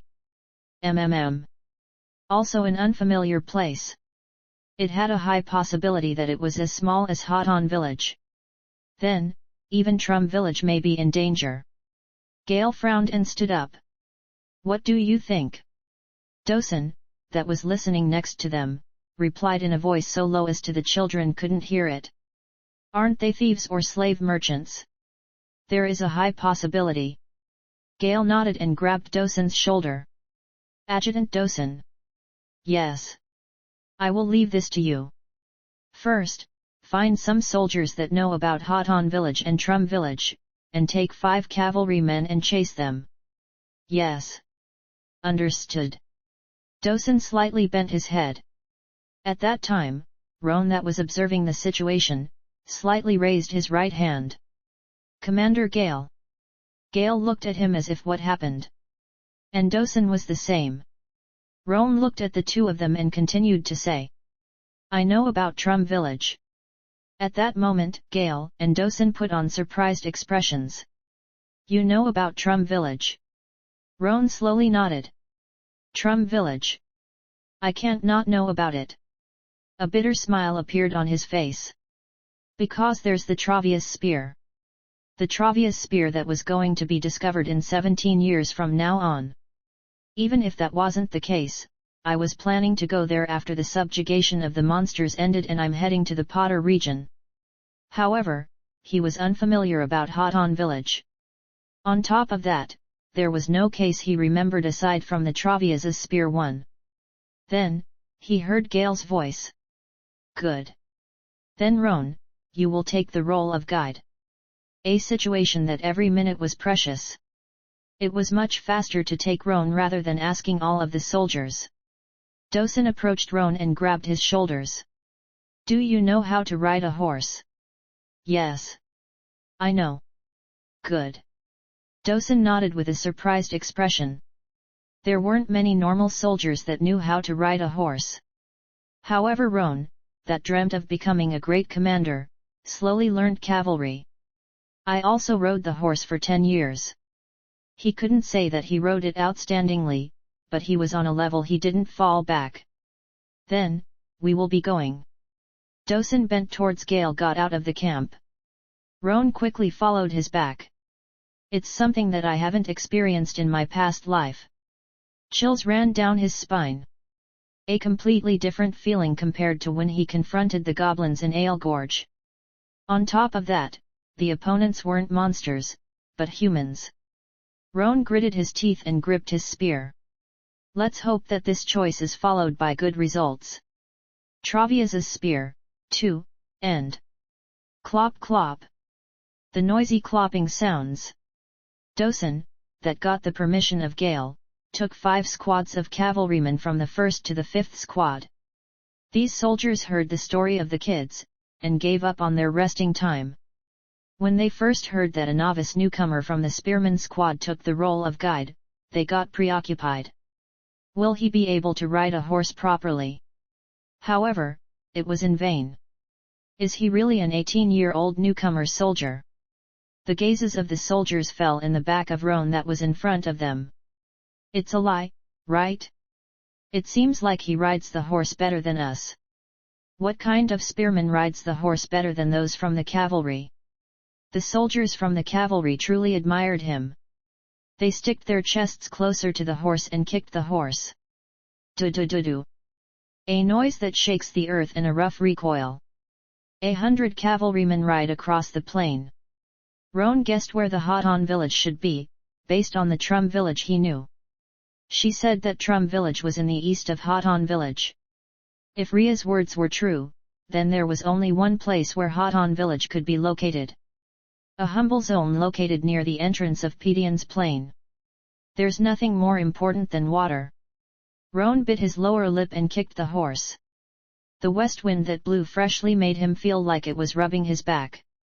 Our destination isn't Hoton village, but the middle point of Hoton village and Terum village. If it was according to Gale's, Dosen's and his guesses, then the guys that attacked Hoton village would be going to Terum village. If my memories don't fail me, there should be a thick forest in the west of Terum village. Roan's eyes shone and asked for light. To rescue the village's people safely. He bit his lower lips and pulled the reins. The head of the horse turns to the east. Dosen, and the cavalrymen that were following behind him, also pull the reins. And there was no one that put on weird faces. It seems like in front of here, are those bastards. They trusted Roan. No, they could only do so because they didn't even know to what kind of place they were going to. The chase continued for a long while. After they passed the bushes that were as tall as their waist, some small hills and a small and big forest appeared. The cavalrymen ran through the thick forest roughly. Then, Roan that was charging in fiercely, pulled the reins and lessened the speed. Adjutant Dosen. He, who completely stopped, turned back to look at Dosen. What happened? Dosen approached him while still being on top of the horse. Roan pointed to a hill that was outside of the forest. It seems like we have caught the tail of those guys. MMM. A low exclamation flows. We finally caught them. The place Roan pointed to. There were the bastards they wanted to see that much. Dosen made hand signs to the soldiers that were behind him, and dismounted the horse. They tied the horses in the trees behind them and hid on some big bushes. There are about 50. At Dosen's words, the first commander Karen frowned. There are about 100 caught people. It seems like they are slave merchants. The second squad commander Pearson clenched his fists. And it doesn't seem like the only attacked village was Hoton village. At his words, everyone nodded. Dosen's face became dark. If we just attack them like this, the village's people will be in danger. There was also some probability that those guys would run leaving the village's people behind. But there also were opposite cases. Where they threaten the lives of the village's people and they can't do a thing. Is there a method to rescue the village's people safely? Dosen asked while looking at everyone else. However, among the 100+ soldiers, no one named a clear plan. In that while, the slave merchants disappeared to the other side of the hill. Adjutant Dosen. Then, Roan carefully raised his hand. It's you again. Dosen looked at Roan. Every time they got pushed in a difficult situation, this guy came up. In the investigation of Ale Gorge, the battle against the goblin army. And this time too. The results were good. Now that the situation turned out like this, he could expect something. Yet. It seems like you have a good method. I don't know if it's good, but I do have something. Speak. Dosen was prepared to listen. And all the other cavalrymen also listened attentively. Roan took in some breath and continued to say with a calm voice. There's a huge forest in the west of Terum village. It's a forest with a lot of trees. We reach there before them and ambush them. Ambush? Dosen frowned and asked back. Roan nodded. Yes. We hide in the forest, and when the slave merchants appear, we make a surprise attack and cut in the middle of the village's people and them. It was a good strategy. If it turned out that way, they could save the lives of the village's people and also kill the slave merchants. However, there was a big problem. It's a good strategy. However, will we be able to reach the forest before them? There was only one road. To overtake them was impossible. At Dosen's words, every cavalryman looked at Roan. Roan drew in the floor with a branch. Look well. First, he drew 2 circles. The left circle is Hoton village, and the right one is Terum village. Our position is here, and those bastards' position is here. Roan made 2 points between the 2 circles. The slave merchants were certainly nearer to Terum village. If you look at it this way, it certainly seems like they can reach Terum village in an instant. But actually, they can't. Roan drew a horizontal line between Hoton village and Terum village. It's the Abul stream. Although it is humble, it's quite wide and deep, so it's impossible to cross it. They made a point in the lower side of the horizontal line. There's a bridge in here. They will cross this bridge and go to Terum village. It's a road that is quite long. Karen frowned. That's the only road that leads to Terum village. At his words, Roan smiled and nodded. Most only know about that road. At that moment, Dosen's eyes shine. What you are saying right now, sounds like you know of another road. Roan looked at Dosen's eyes and replied. Yes. I know of another road. And a much faster one at that. At that moment, everyone's faces brighten. Good. Then it won't be a problem to overtake those bastards. We will be able to ambush them.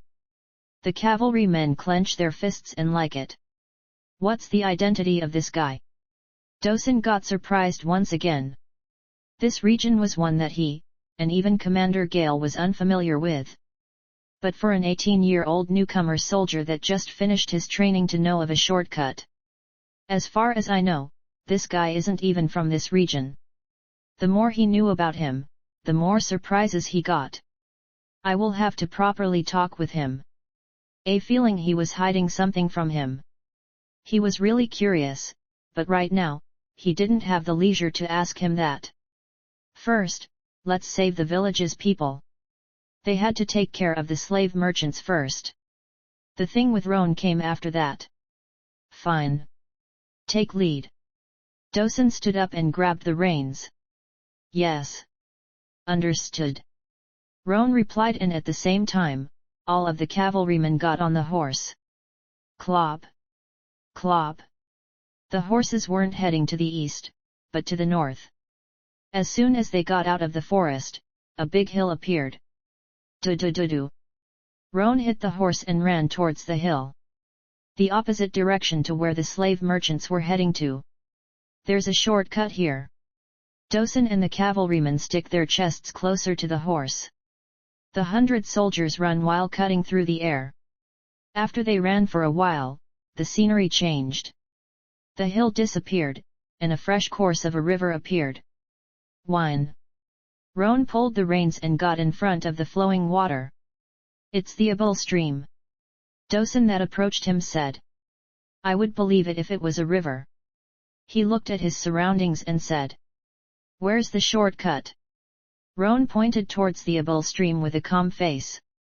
He said something they didn't want to hear, nor want to believe. We will cross this Abul stream.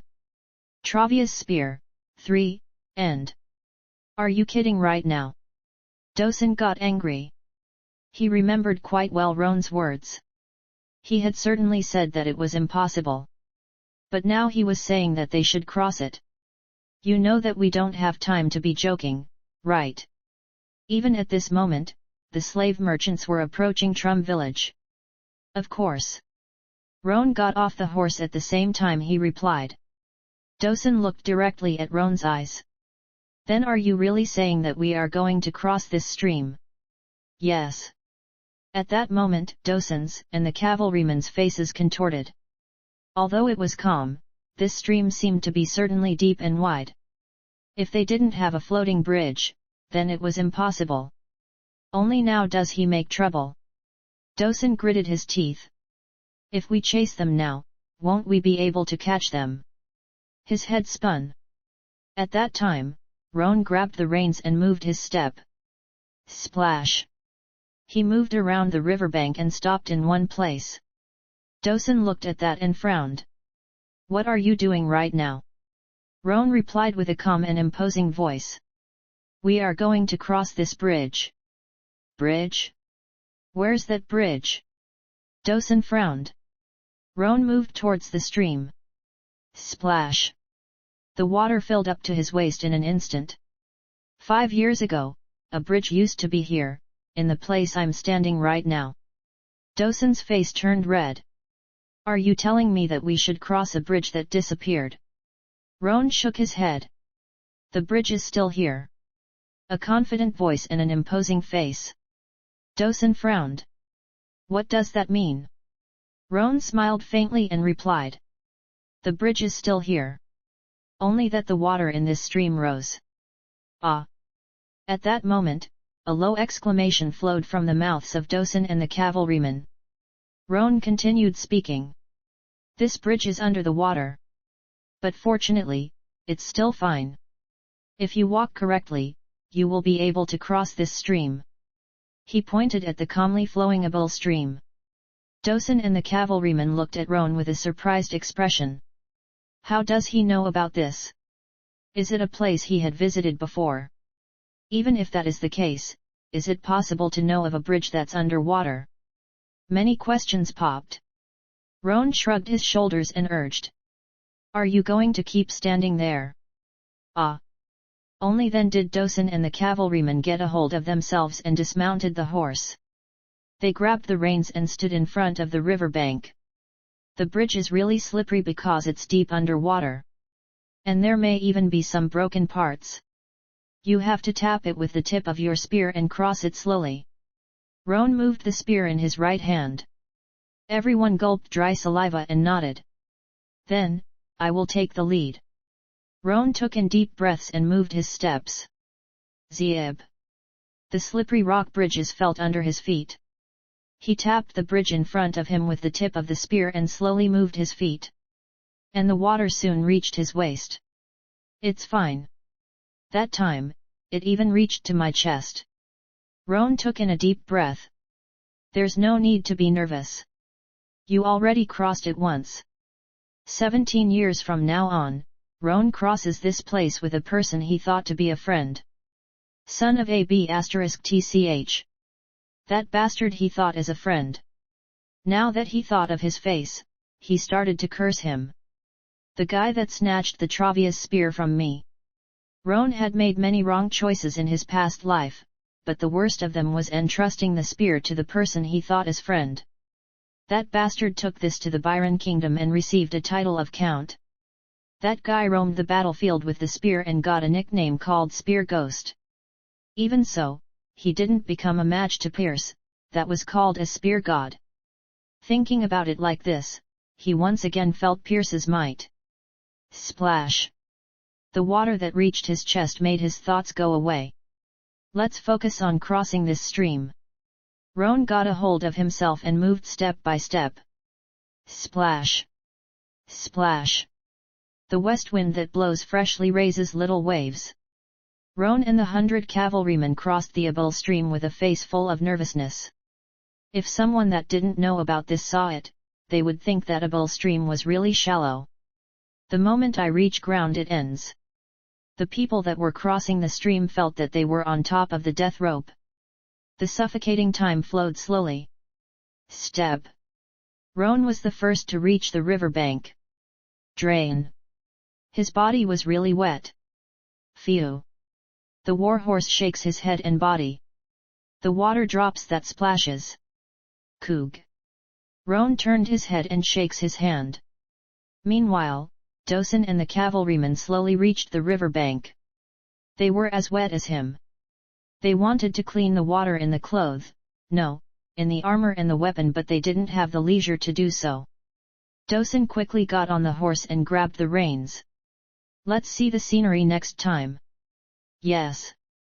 Roan replied shortly, and after he got on the horse, he started to ride in the front. Do-do-do-do. A sound that shakes the earth.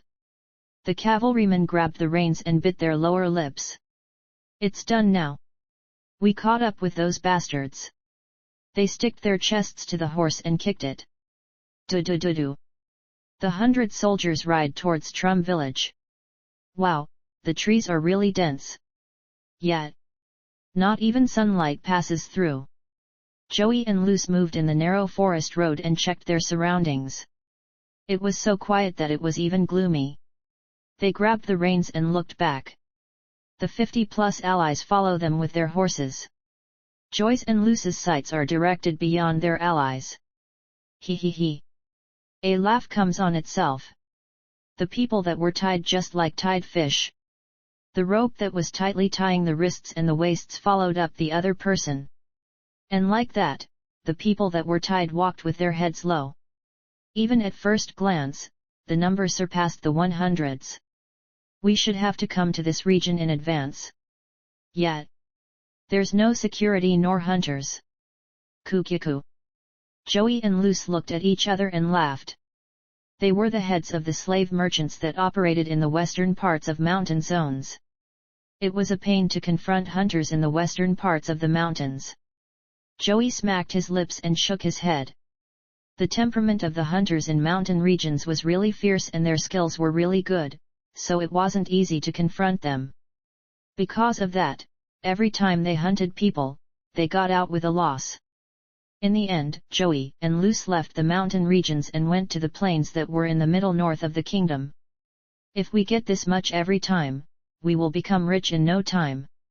Kukiku. Let's buy a residence in the capital." They talked like that and kept guiding the horses. Clop. Clop.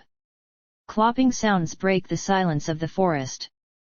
Next to the narrow forest road, the woods opened. The woods shake with the wind. Phew. One of the horses of a slave merchant shakes its head and makes rough movements. Why are the horses like this so suddenly? Yet Joey and Luce pass through the woods and pat the head of the horses. Then, a bush that wasn't shaking with the wind shakes roughly. Pot. Inside the bush, a long spear stretches. Stretch. Coog. Ugh.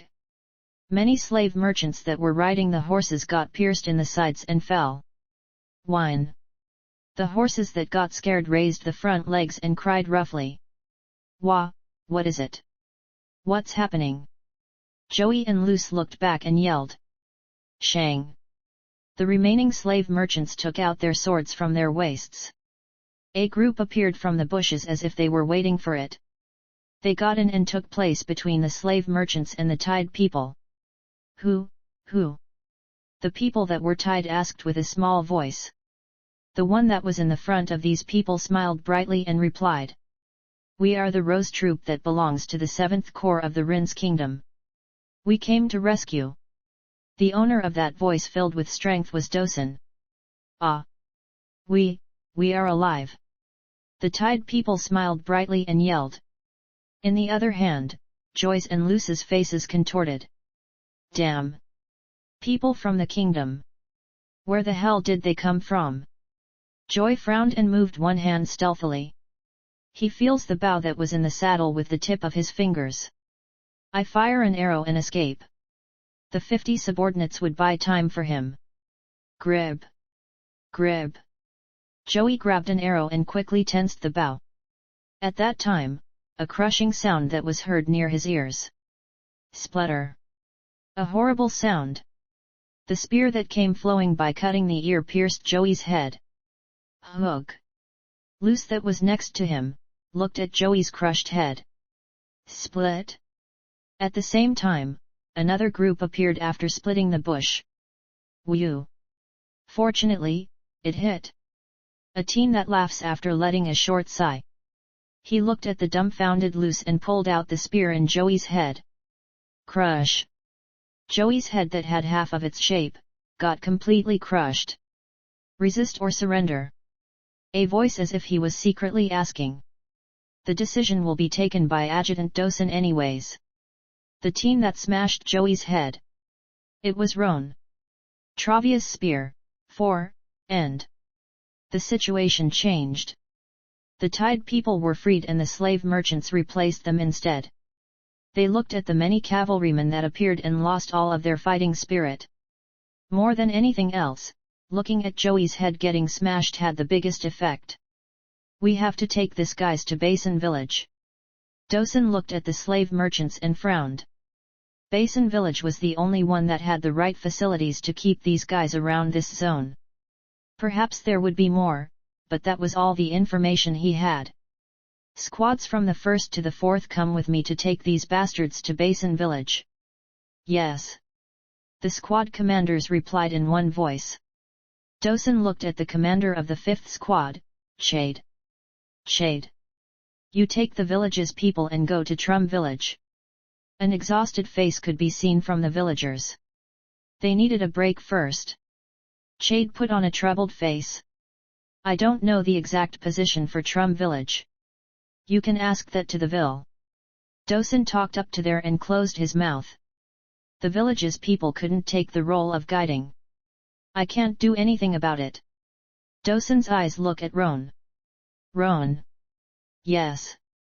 Roan, that was taking care of the condition of the villagers, replied and approached him. You move together with the 5th squad. Yes. Understood. At Dosen's words, Roan bent. A smile appeared in his mouth. I will be able to go and find the Travia's spear. If he was to go to Basin village together with Dosen, he would have to leave the spear for after that. Well, it wouldn't matter anyways. The Travia's spear would only be found after 17 years, anyways. And of course, the one that had found it back then was himself. Soon, Dosen and the cavalrymen under him took the merchant slaves and went to the north. When they couldn't be seen anymore because of the dense forest, Chade called Roan. Roan. You take the front. Yes. Roan replied shortly and moved his steps. It was obvious for him, but the other cavalrymen also didn't ride their horses. They had given it to the village people whose condition was bad. Clop. Clop. The sound of the horse steps was heard nicely. They got out of the dense forest, and after they walked out for a bit more, they saw a little village in the borders of a hill. It's Terum village. Roan said after turning back to look at Chade. It's a smaller village than what I have thought. Chade seemed to be surprised at the village he saw. And because of that, no one could think that the Travia's spear would be in a place like this. Roan smiled bitterly and moved his feet. As they approached the village, some guys with big bodies appeared. Who are you? They seemed to be surprised at the soldiers that were armored and with weapons that appeared at the village. Hello. I'm the commander of the 7th squad of Rose troop that belongs to the Rin's kingdom. He shook his hands and explained everything. Ah. For that too.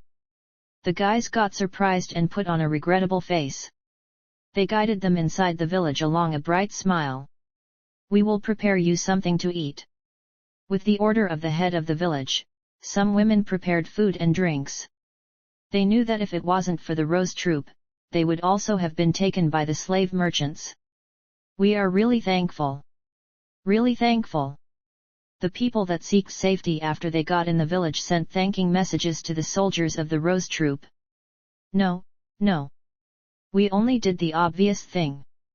Chade shook his hands and smiled brightly. In that time, Roan met Leah's parents and told them the things Leah had done. You say that the reason we were able to get free was because of Leah. Yes. Leah asked our commander to save the village's people.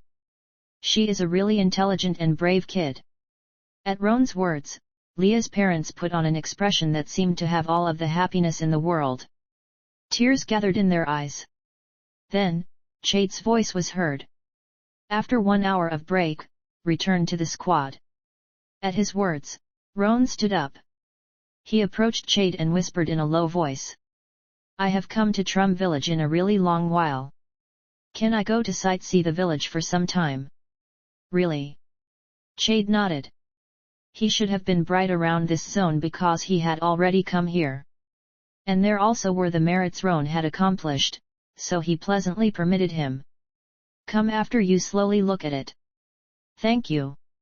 Roan bent his head and moved his feet towards the inner side of the village.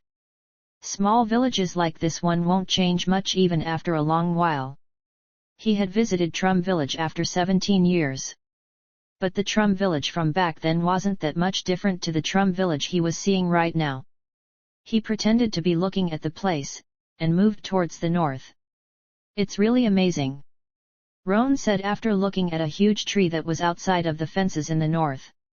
The tree was so thick that 3 men had to surround it by holding hands, and it was twice as tall compared to the other trees. On top of all, every time the wind blew and made the branches and the leaves collide, it tickled his ear. Feeling strange, Roan placed his hand on the strong and huge tree that was in front of him. A rugged feeling. Roan moved around it while still having his hand on it. Touch. In the tips of his fingers, he felt a fine bump. It's here.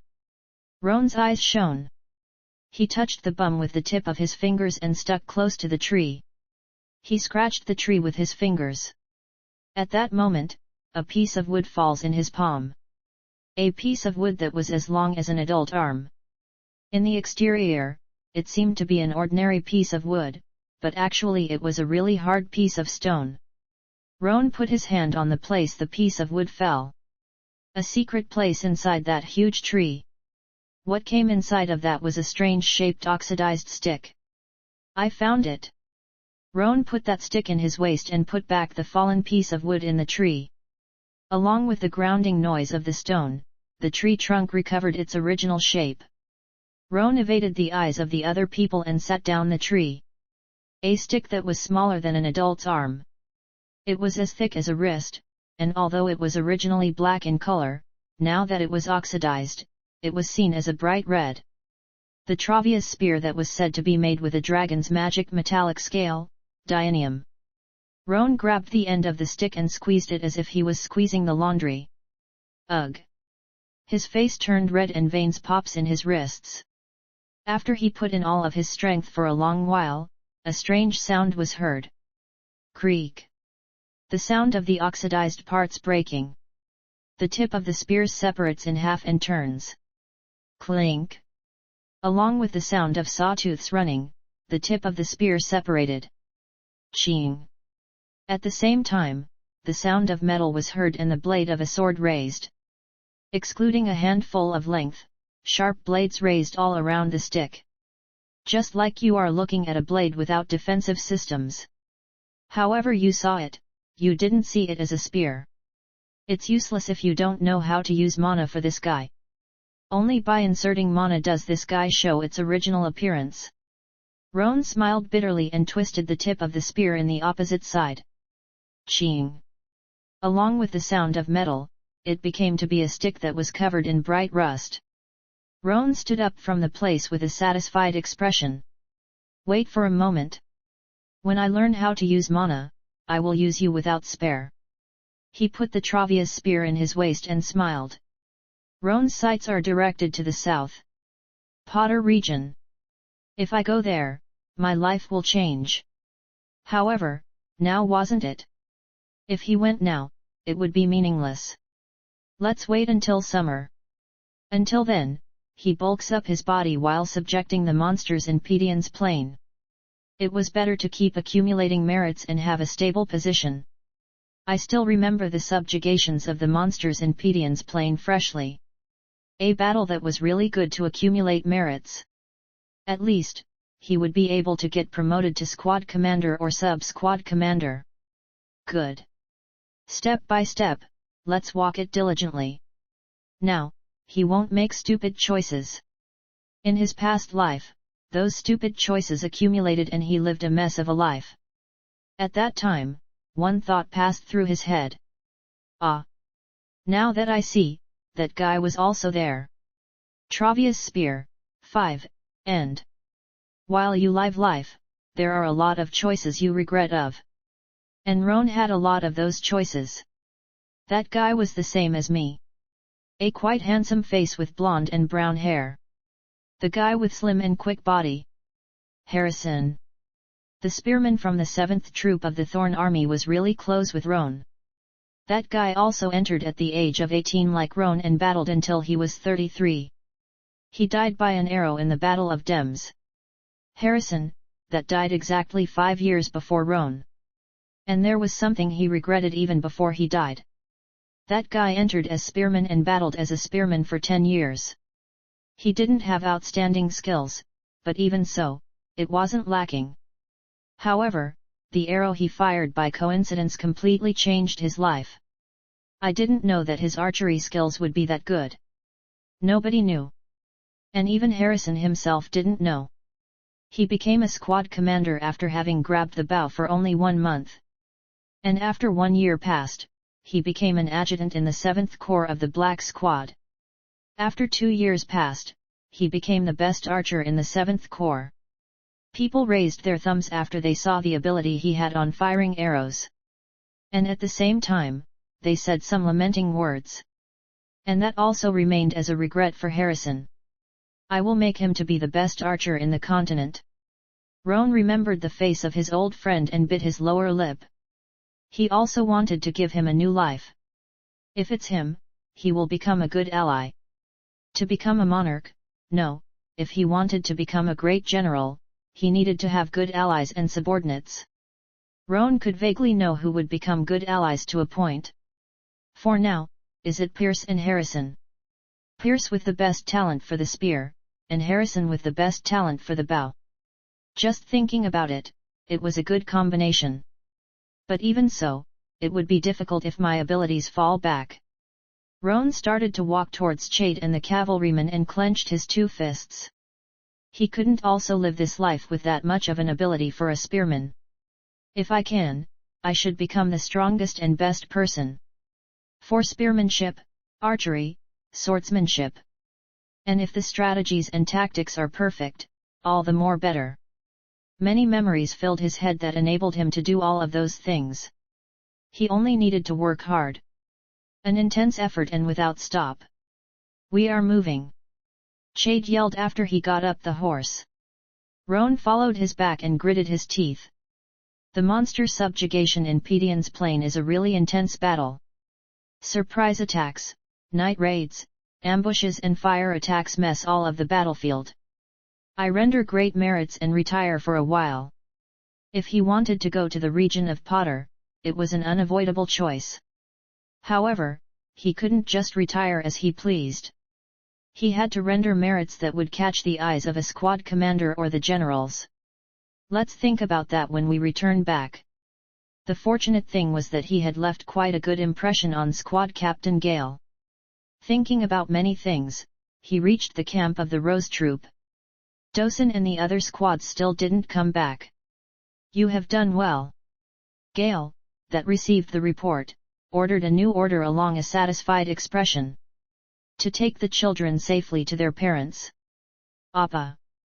Are Mom and Dad really safe? Of course. They are resting in Terum village right now. Roan calmed down the children and got out of the camp.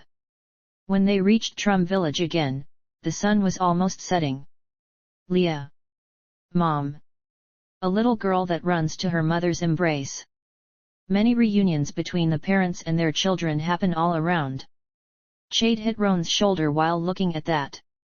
We are fighting with our lives on the line to protect that. Right. Roan nodded silently instead of replying. I'm really thankful. Thank you. Appa. Thank you. The village's people and the children ran to them and bent their heads. A happy and proud smile appears in the faces of Roan, Chade and the soldiers of the 5th Squad. When they started to give them food to express their gratitude, they quickly rode their horses. Eat it with the children. Chade left some cool words and kicked the horse. Roan and the 5th Squad followed his back and waved their hands towards the children. Let's not forget this feeling. The reason I'm trying to become a great commander and a monarch is not solely for me to eat and live well. It's for everyone to live happily. His objective becomes a little hard. Now he wasn't only planning on becoming a monarch, but a good one. It would be hard, but not impossible. I will be able to do it if I work hard as hell. Determined light shines in his eyes. That was confidence and convincement that he could do it. Dosen and the other squads returned only after a day had passed. Gale had already organized everything before they came in at the same time, mobilized the army. But of course, he didn't forget to compliment Dosen and the squads. Roan. While they were moving, Pierce approached him. Hey! I'm curious about something. Roan looked at Pierce's big eyes and nodded. Pierce continued talking with a bright face. Pedion's place is an important place even for our kingdom, so how could monsters frequent there? Pierce's words were true. More than half of the crops harvested in Rin's kingdom came from Pedion's plain. So it was difficult to believe that there would be monsters frequenting that important place. Those things gather in Pedion's plain to look for things to eat. The monsters that suffered hunger in winter in the boundaries of the kingdom, comes to the Pedion's plain in spring to look for food. A real pain in the ass for the Rin's kingdom. Only by subjugating the monsters would they not miss the season for the crops. And because of that, when it becomes spring, every year there would be a large-scale monster subjugation in Pedion's plain. At that time, Pete, that was one step in front of them, butted in. You know really well. Roan simply smiled. Pete continued to say with a more serious face. This year's subjugation will specially be much harder. Do you know why? At his words, Pierce shook his head. For a guy that doesn't even know why monsters appear in Pedion's plain, that's a much more difficult question. Roan put on a bitter smile. He looked at Pete's eyes and replied. It's because 2 months ago, the Byron kingdom succeeded in subjugating the monsters. Oh ho! Pete exclaimed with a surprised expression. Then, Pierce butted in. And why? What does the subjugation of the Byron kingdom have something to do? The reply came from Pete's mouth instead of Roan's. The guys of the Byron kingdom pushed the monsters to the south. To the side of our kingdom. Roan continued saying. The monsters that were pressed back came to our Rin's kingdom. And because of that, the number of the monsters that would gather in Pedion's plain will be much more. Ah! Pierce frowned and let out a low exclamation. The guys from the Byron kingdom are bad guys. Roan didn't refute him and just shrugged his shoulders. In the place of Byron kingdom, pushing the monsters away instead of annihilating them was much easier to do so, and they suffered less casualties. However, Roan didn't say such words. Even so, it is true that we are at a loss because of them. At that time, the sound of a drum was heard from far away. Boom, boom, boom, boom. The Rose troop had finally reached Pedion's plain. Big and small camps were extended without end in the plain. Wow! It's amazing! Pierce, Glenn, and the other newcomer soldiers exclaimed. In the other side, Roan's eyes was still calm. First, it is important to know on what zone the Rose troop is going to be stationed. Only then will he be able to guess the things that would happen from now on. Roan's sight fell to the west of the plain. It would be better if it was the west. He was familiar with that place. He clearly remembered where the nest and the camp of the monsters were. When would those things move to where? Because in my past life, I fought there. At that time, the Rose troop changed directions. As expected. Roan looked the place to where they were going and bit his lower lip. The ghost of the battlefield, 1, end. It's not the best, but it should be the second best. The place the Rose troop was heading to was a little to the southwest to the front lines. Although it was unfortunate that he couldn't know the battles against the monsters to the best, but even so, this place was much better compared to the east. On top of that, this place seems to be safe, but actually it's the same as the front lines. The Rose troop, thinking that this place was separated to the front lines, would change in 4 days. No one knew right now, but the monsters were charging to Pedion's plain with the shape of a horseshoe. The attack will start in the north. And quite a lot of numbers on top of that. So because of that, the commanders of the corps move their squads to the north. And thanks to that, the middle becomes weak. The monsters charge to the center from the east and the west as if they were waiting for it. From that moment, this place will also become the front line. Roan gripped his spear with strength. First, it's important to know if the monster subjugation tactics happen as my memories. It would be difficult if he came all the way here, and things happened differently to his memories. His eyes calmly close. Could he call it fortune? The monster subjugation this time was exactly the same as his past life. It has been 4 days since the main forces went to the north. If his memories didn't fail him, tonight, the monsters would appear in the plains from the west and the east. If I just leave it like this, the squad that's the farthest to the east will get annihilated. It was important to accumulate merits, but it was also important to not let people die. I have to announce the appearance of the monsters. The method was simple. He just had to make a simple act. Roan gripped his spear and went out of his camp. Extra training. The voice of Squad Commander Tane. Roan slightly nodded. Yes. Are you also planning to run in the west of the plains? I'm thinking too. At Roan's reply, Tane nodded and shook his hand. I will be going then. After a short salute, he got out of the camp.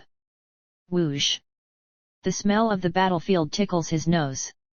Roan saluted the squad members with his eyes and got out of the camp. He saw the plains in front of him. It will also be the last I see this scene. Now, hell will unleash in this place. Roan took in a deep breath and started to run lightly. He passed the camps of many squads and went to the south of the plains. Swoosh! The trees and weeds that get shaken because of the west wind. A refreshing aura is unleashed by the forest. Those guys were hidden beyond this forest. Clever monsters. Roan spent some time around here and returned to the camp of the Rose Troop. His face was filled with anxiousness and urgency. Commander Gale. He didn't even seek for the squad commanders, but he directly seeked the troop commander. After that last slave merchant case, Gale was putting on more attention to Roan. It wasn't enough with directly calling him to speak, but even visited his squad. Pete scolded him a little, but in Roan's position, Gale's interest was thankful. What happened?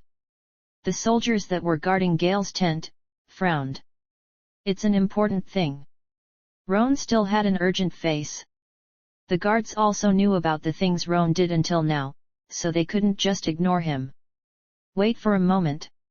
One of the guards entered the tent and came back. Go in. Thank you. Roan bent his head and got in the tent. Oh. Roan. There's an important thing.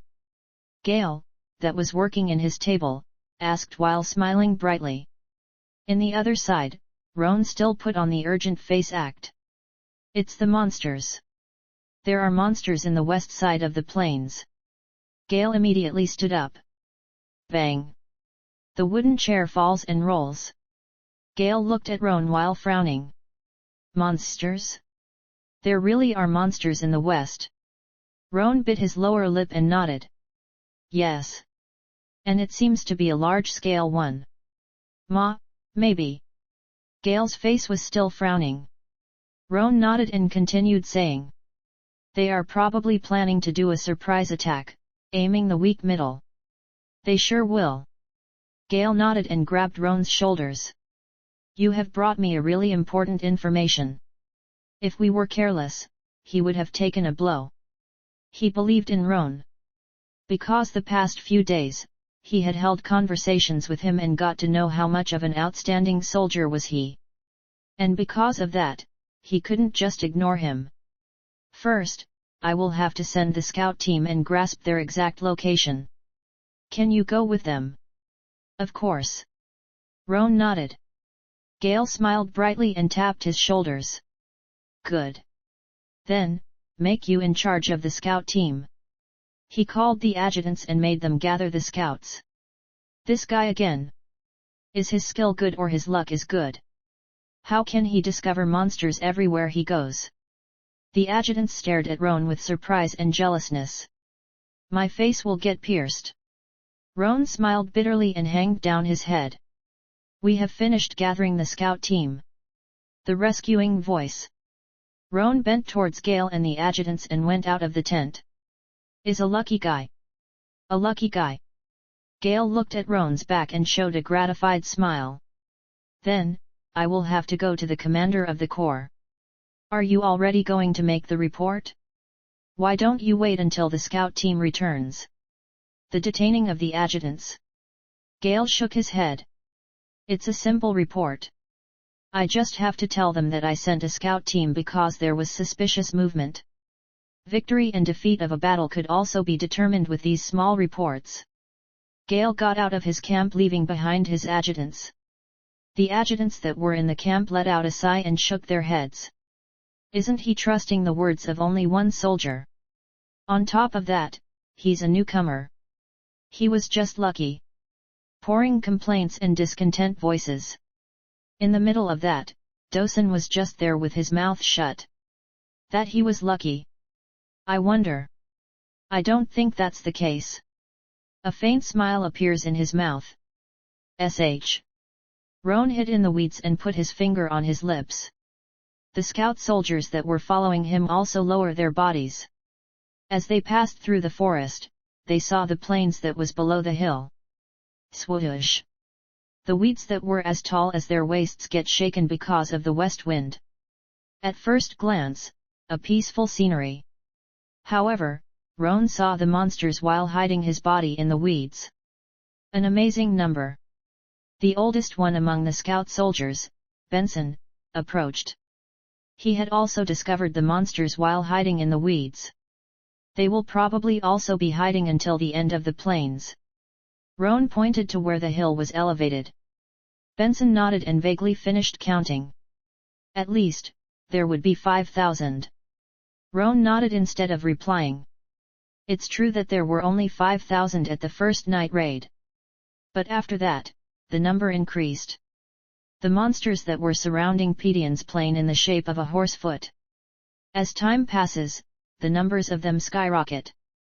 It's because of those bastards from the Byron Kingdom. Benson's voice was heard. When will they attack?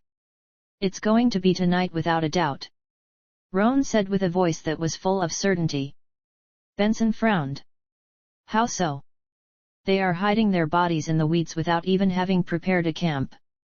It's because there's no much time left until the attack. Then, they can attack immediately. Benson put on a preoccupied face. Roan shook his head. They are too exhausted to do that. They are too exhausted. Yes.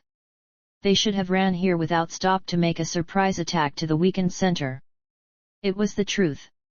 Just like the monsters that were making an uproar in the north, these monsters were also located in the north even a few days ago. Originally, they should have taken place in the north of the plain in this shape. He brought both of his fingers to face each other and made a horizontal shape. Continued by that, taking the point where each of the fingers touch, he bends his fingers to make a shape of a horseshoe. However, right now, it's in this shape. The place where my fingers touch is the north that's facing the main forces of our army, and the rest had surrounded us from west to east in the shape of a horseshoe. Benson let out a low admiring exclamation. Ah! The guys that were in the north rushed to the east and the west. Yes. Taking into account the time, they should have charged here without even having been able to sleep. At Roan's words, Benson's voice gets lower.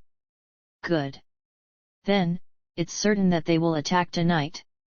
We have to report this to the squad and prepare for the surprise attack. At his words, Roan didn't say anything. No, that's not a good method. His eyes chase the monsters hiding in the weeds. A chilly light can be seen in his eyes. What we need right now is not defense, but attack. The ghost of the battlefield, to end. So you are saying that there are at least 5,000, right? Gale, that returned after the brief report, frowned at the story of the scout team. Yes. They will probably make a night raid tonight. Benson told the story just like he had heard from Roan. And he even made the horseshoe with his fingers. Roan looked at that and smiled bitterly. There are bastards that try to take away your merits wherever you go. In his past life, he had always suffered from those guys.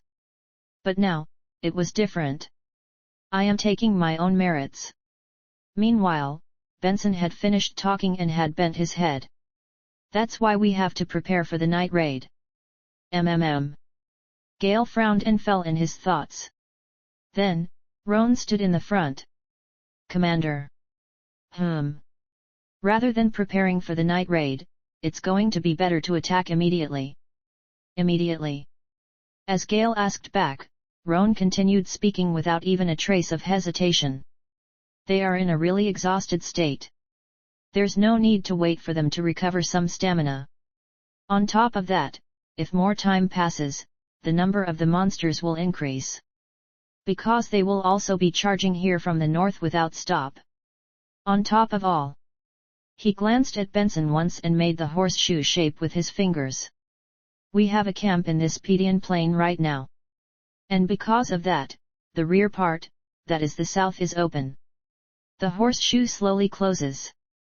If we just let the monsters like this. The palms of his hands meet each other. The horseshoe shape now became a round one.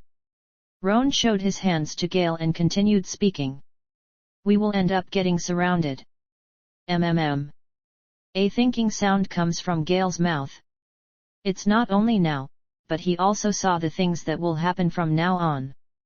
He nodded and stood up from his place. Roan. Yes.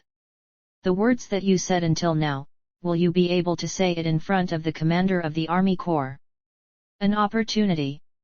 Roan forcefully gulped down the laughter that was trying to come out. Of course. Good. Then let's go to the Corps commander. As Gale walked one step ahead of him, Roan followed his back. The face of Benson he had glanced at, was so contorted it seemed like he had chewed sheet. That's why if you are trying to steal the merits of the others, you have to steal it perfectly. As Gale and Roan got out of the tent, the adjutants let out a sigh. For a newcomer soldier to already meet the Corps commander. Yet. I still haven't seen him until now.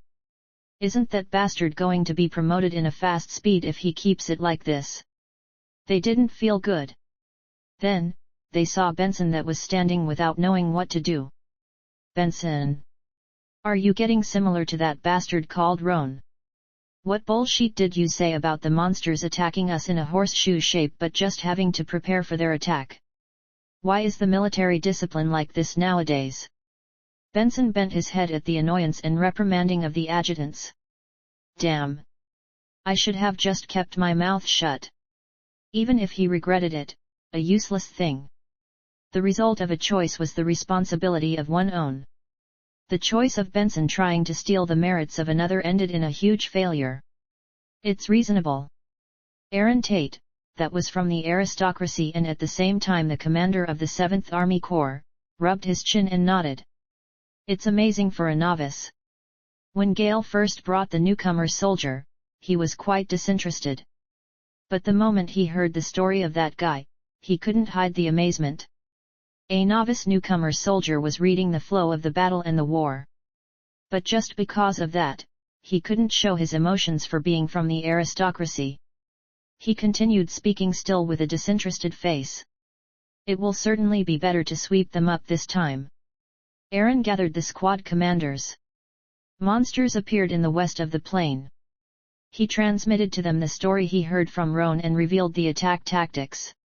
Send this notice to the other corps and prepare for battle the fastest possible. Yes. Understood. The squad commanders reply in one voice.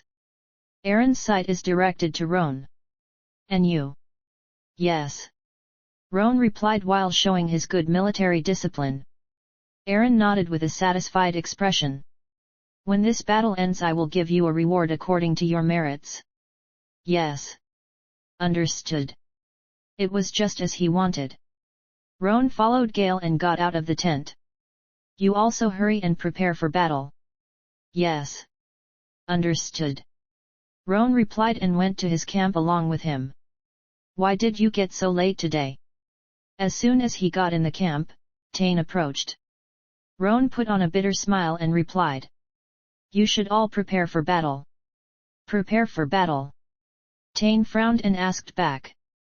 All of the soldiers that were having their relaxing time looked at Roan. Then, a loud voice outside of their camp was heard. Squad commanders gather. Squad commanders gather. At that voice, Tane frowned. Did you discover something again? Roan laughed awkwardly and replied shortly. Monsters. Who? Who? Hot steam shakes the weeds. Thousands of soldiers move slowly with their bodies lowered. Swoosh. Shaking weeds. Adjutant Jack, that was leading the spearmen, raised his right fist. At that moment, the spearmen that were advancing while holding their breath stopped their steps. Swoo. The west wind blows. The plain that extends below the hill. Between the moving weeds, they could see the monsters that were deeply asleep. Gulp. Everybody gulped dry saliva. A nervous moment. A heavy silence presses their shoulders. Adjutant Jones, that was leading the archers, raised his right hand. Tense. The sound of the wood twisting and the body of the bow that bends. Jones looked at the adjutants of the other squads. Then, the hand that falls looking at the front. Spat. Jones's hand also cuts the air. Shoot, shoot, shoot, shoot. 20 troops, arrows that are fired from 100 squads at the same time. 2,000 or more arrows cover the sky. Swee. A sharp cry that hits your ear. The arrow rain drenches the ground. Hit, hit, hit, hit. Koog. Kohong. Gur. The monsters that were sleeping without knowing anything let out cries. Swee. A rain shower falls again. Du-du-du-du-du. At the same time, a sound shaking the grounds was heard. Roan looked at his back while lying on the ground. The cavalrymen that are charging while cutting through the wind. Behind them, a white dust cloud surges. Pew-oo-oo-oo. The sound horn trumpet informs the start of the battle. Du-du-du-du-du. The cavalrymen passed the infantry and charged through. The muscled body of the cavalryman cuts through the wind. Boom! A charge as if they were planning to destroy everything that was in their way. The cavalrymen charged through the ground where arrow rain fell. Boom! Kahong! Ki! The monsters that get bounced off every direction along with a cry. Attack! Jack, that was glaring at the front, stood up and yelled. Attack! Attack! The spearmen that were holding their breaths all stood up and yelled a warcry. And Roan was also among them. Attack! He yelled with all of his strength and charged through the front. Among the dust cloud that was raised by the cavalrymen, they could see the resisting monsters. Grib! He put strength in his hand. The spearmen, with Roan included, charged through the dust cloud. The ghost of the battlefield, 3, End. The weather is fucking good. A 35-year-old veteran soldier Terum looked at the blue sky while lying on the ground. Damn. To suffer a complete victory from some humans. He touched his hard chin and frowned. A long and terrible blade scar below his chin. If the scar was at least 1 centimeter deeper, I would have died. Grind. He grinds his teeth. Bastards from the Byron Kingdom. His 4 canine teeth shine acutely. I will certainly take revenge with putting my honor of being an orc warrior in the line. The orc warrior Terum, that came from Crack village located at the south of Byron Kingdom, forced an absolute defeat in the fight against the Byron Kingdom last winter. And because of that, he and his tribesmen could only flee to the south. When he thought that it was all the end, he met that guy. Supreme commander of the orc alliances in the north of Rin's kingdom, Rak. Rak gathered the monsters and the orcs that were spread in the northern parts of the Rin's kingdom and was preparing to attack Pedian's plain. The truth of the monsters and the orcs attacking Pedian's plain that was in the northern parts of Rin's kingdom was something even Terum knew about. Rak lent a hand to the excellent warrior Terum.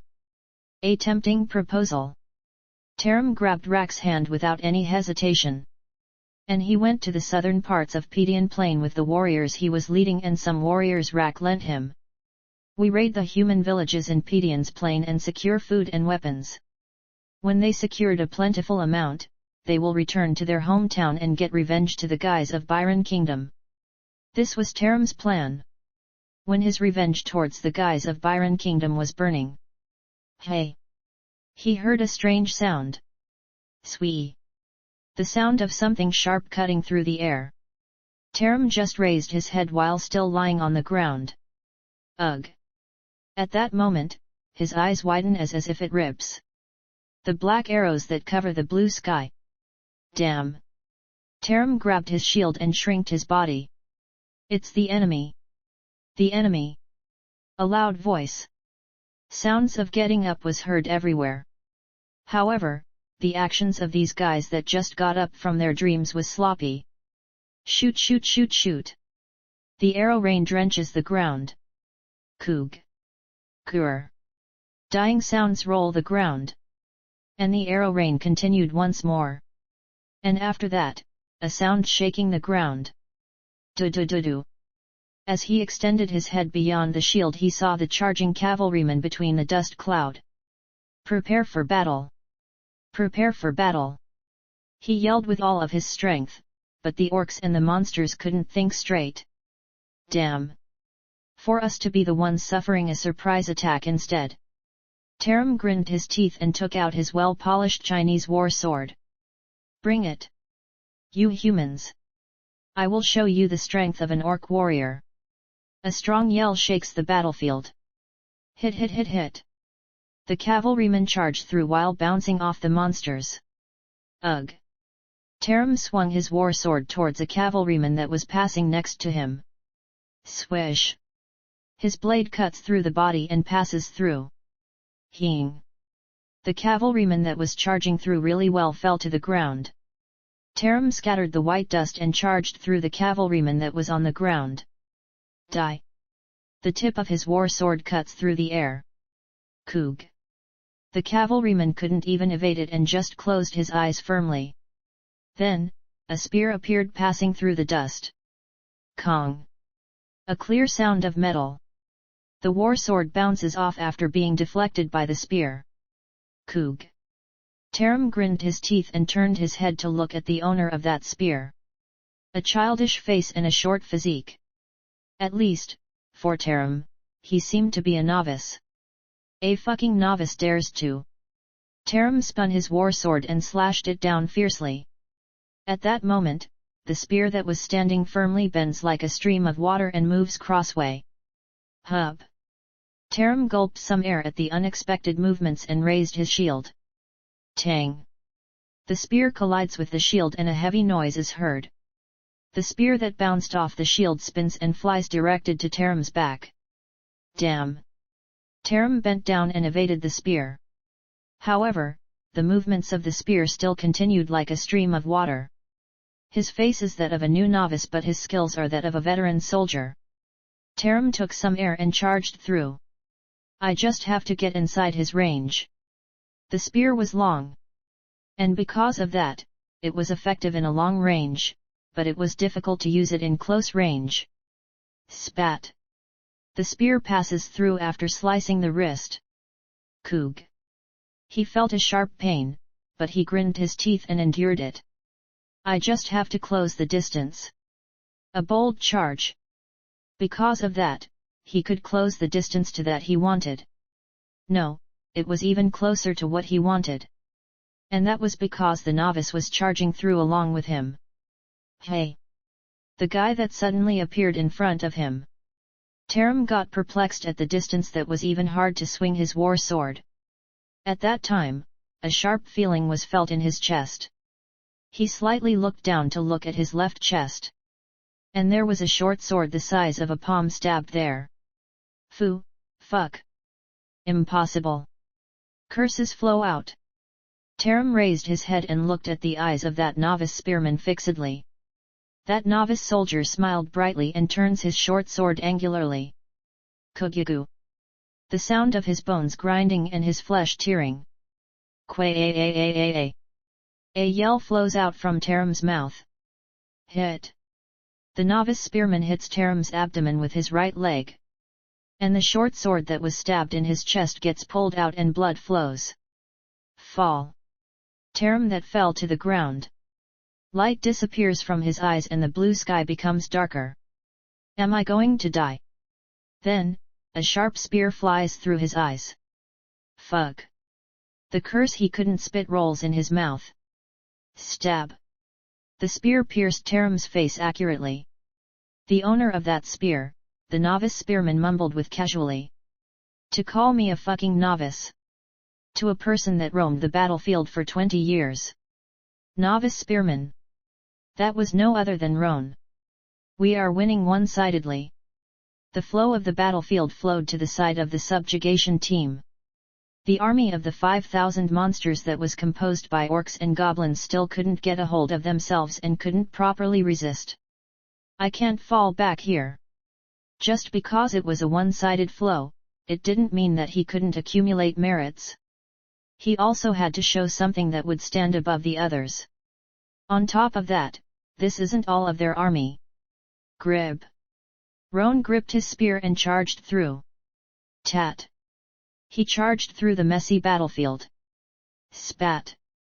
The spear pierces through the air and dances. The spear stabs or hits the monsters without stop. Attack and defense. The beauty of spearmanship that lets you do both of those things at the same time. Roan was moving without stop for his spear to not move unnaturally. Slash. Stab. Spat. Koog. Kgh. Kek. The blade of the spear slices and the tip of the spear pierces. For those guys that were closing in, he hit them and kicked them, and after he made some distance, he pierced their necks with his spear. Wow! Look at that guy! Isn't he the newcomer from the 13th squad? What spearmanship is like that for a newcomer bastard? The soldiers that slashed down the orcs and were taking some breaths looked at Roan and mumbled. Spearmanship that's concise and flows without stop. It was hard to think that it was spearmanship from a newcomer soldier that has just finished his training. Isn't he better than our squad commander? Last time, I saw the skills of the commander of the 5th squad, and I think that it resembles just like his. Wow! Did you see? He hit the chin of a monster that was charging in with the end of his spear, and after he spins, he smashes its head. I saw. Those skills aren't something that a mere newcomer should be able to do. The soldiers say. And that was the same for the soldiers of the 13th squad. A proud expression appears in their faces. A lucky bastard entered our 13th squad. Kukyaku. Look at how dumbfounded the guys from the other squad are. The guy that shows himself the most in this battlefield is Roan. But of course, there was also Pierce that was confronting the orcs with quite good skills, but that guy gave the feeling of rather than doing battle, he was training. An excessively clean feeling. If you don't kill them like Roan, it means that you don't have that much of a motivation. Squad Commander Tane smacked his lips as if it was regretful. But actually, that was because the kinds of orcs were a really easy opponent for him, but there was no one that knew this truth. No, there was just one person that knew it. Roan. He seems to have come to an excursion. Roan looked at Pierce that was massacring the orcs in a relaxed way and mumbled. The kinds of orcs should be really easy opponents for you. He took in a breath after disposing of 2 goblins that were charging at him easily. But where is Glenn? Roan frowned. Because he couldn't see Glenn among the 13th squad members. Roan, that was searching for Glenn in that battlefield, frowned. That guy seemed to have swept away to the front lines when the cavalrymen and the infantry charged through. Damn! Not there. Roan bit his lower lips and kicked the ground. Tane, that looked at Roan leaving the ranks, shouted to him. Roan! Where are you going? Roan replied without even looking back. I'm going to rescue Glenn. The ghost of the battlefield, 4, end. Translator, Subuk. The reason why Roan was roaming in the center and in the rear facing the goblins and the orcs.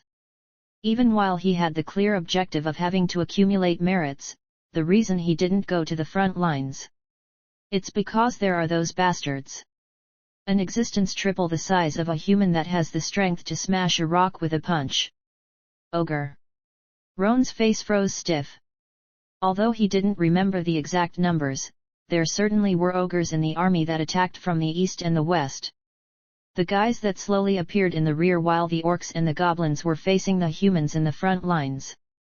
The ogres splattered the soldiers with an overwhelming strength. Will I be able to face them? Roan shook his head. With his current skills, facing an ogre alone was impossible.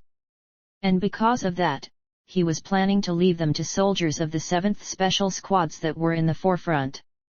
But why are you there? Roan's eyes chased Glenn that was still getting wiped to the forefront. If that guy dies, Celine will get sad. He didn't want to see her sad. Roan's feet became faster. Glenn! He yelled while charging through the front. Only then did Glenn, that was looking at the front with an absent-minded expression, turn to look back. Roan! That guy smiled brightly because of the relief he got when he saw someone he knew. Roan smirked at that stupid and honest appearance and laughed. Do you know the situation we currently are?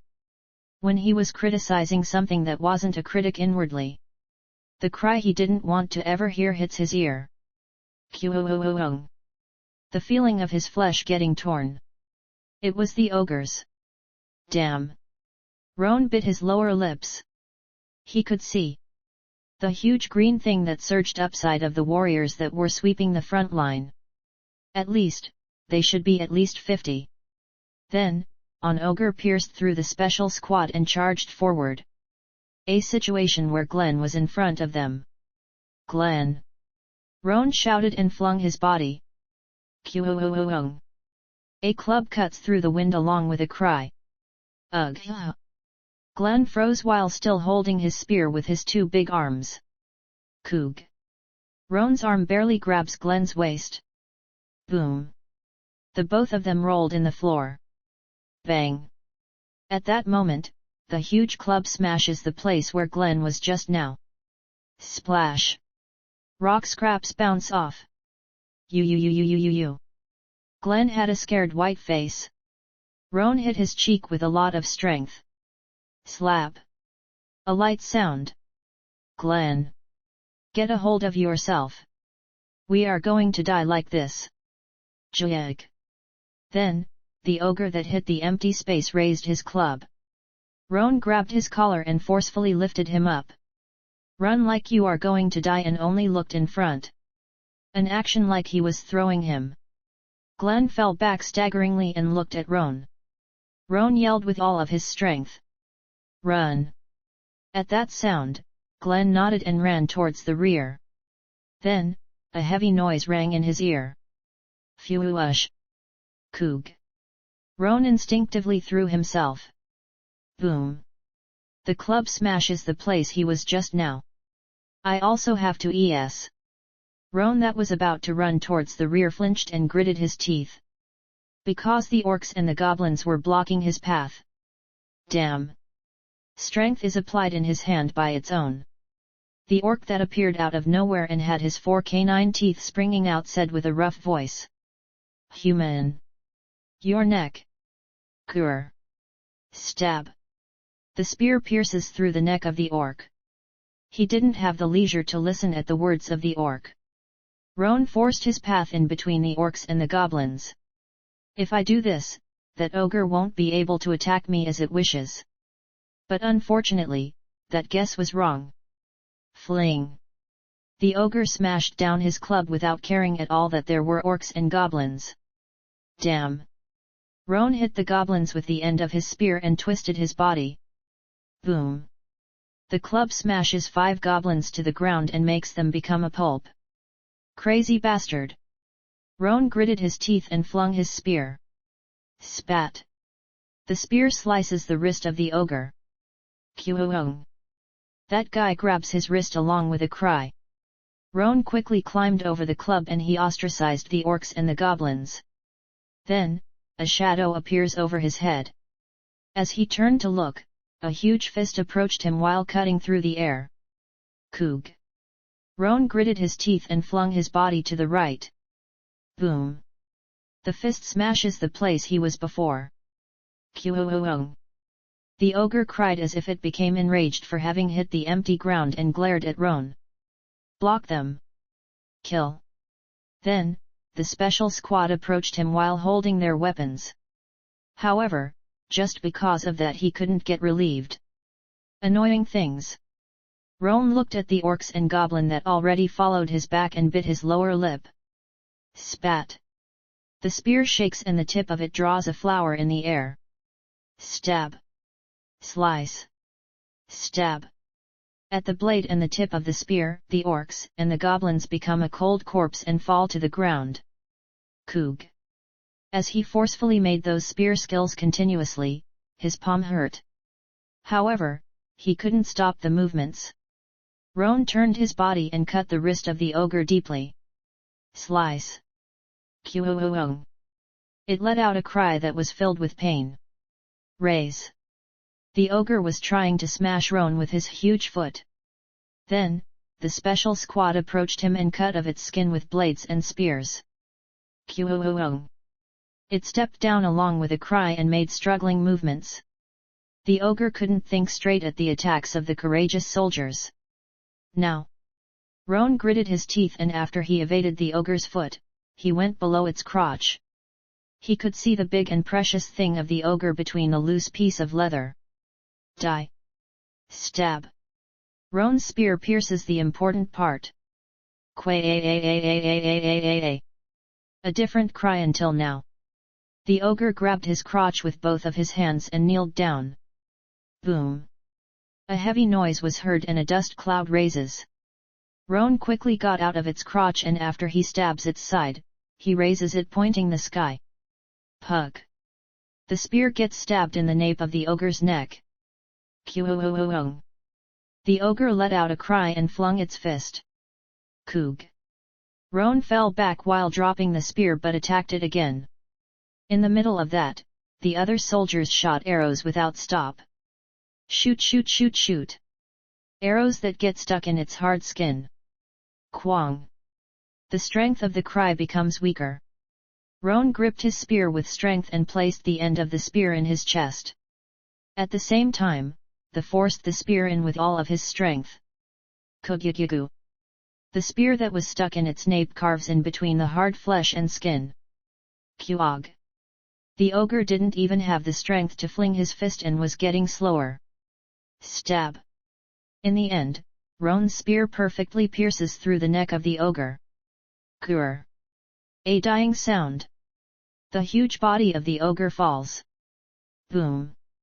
Dust cloud raises along with a heavy sound. Roan gripped the spear. Slippery blood of the ogre drenches his hands. Slug! As he plucked out the spear, the body of the ogre flinches. As he looked at the battlefield, the remaining ogres were already being dealt with. I was lucky. Roan looked at the ogre that was fallen below his feet and took in a deep breath. If the special squad hadn't come charging through, his life could have been in danger. Then, a glad-to-hear voice was heard. Roan! We have come. The soldiers of the 13th Squad including Squad Commander Tain and Vice Squad Commander Lander. They came charging through the goblins and the orcs with a fierce vigor. Keg! Koog! The bastards that fall without having the chance to resist. Roan! Are you okay? Pete hit his shoulders and asked. Roan caught his breath and nodded. Tain that came a bit late smirked and hit his chest. You were the one that was going to die while saving Glenn. Roan smiled bitterly and asked. What happened with Glenn? At his words, Tain pointed to the backside of the squad with his chin. Ah! Glenn was there.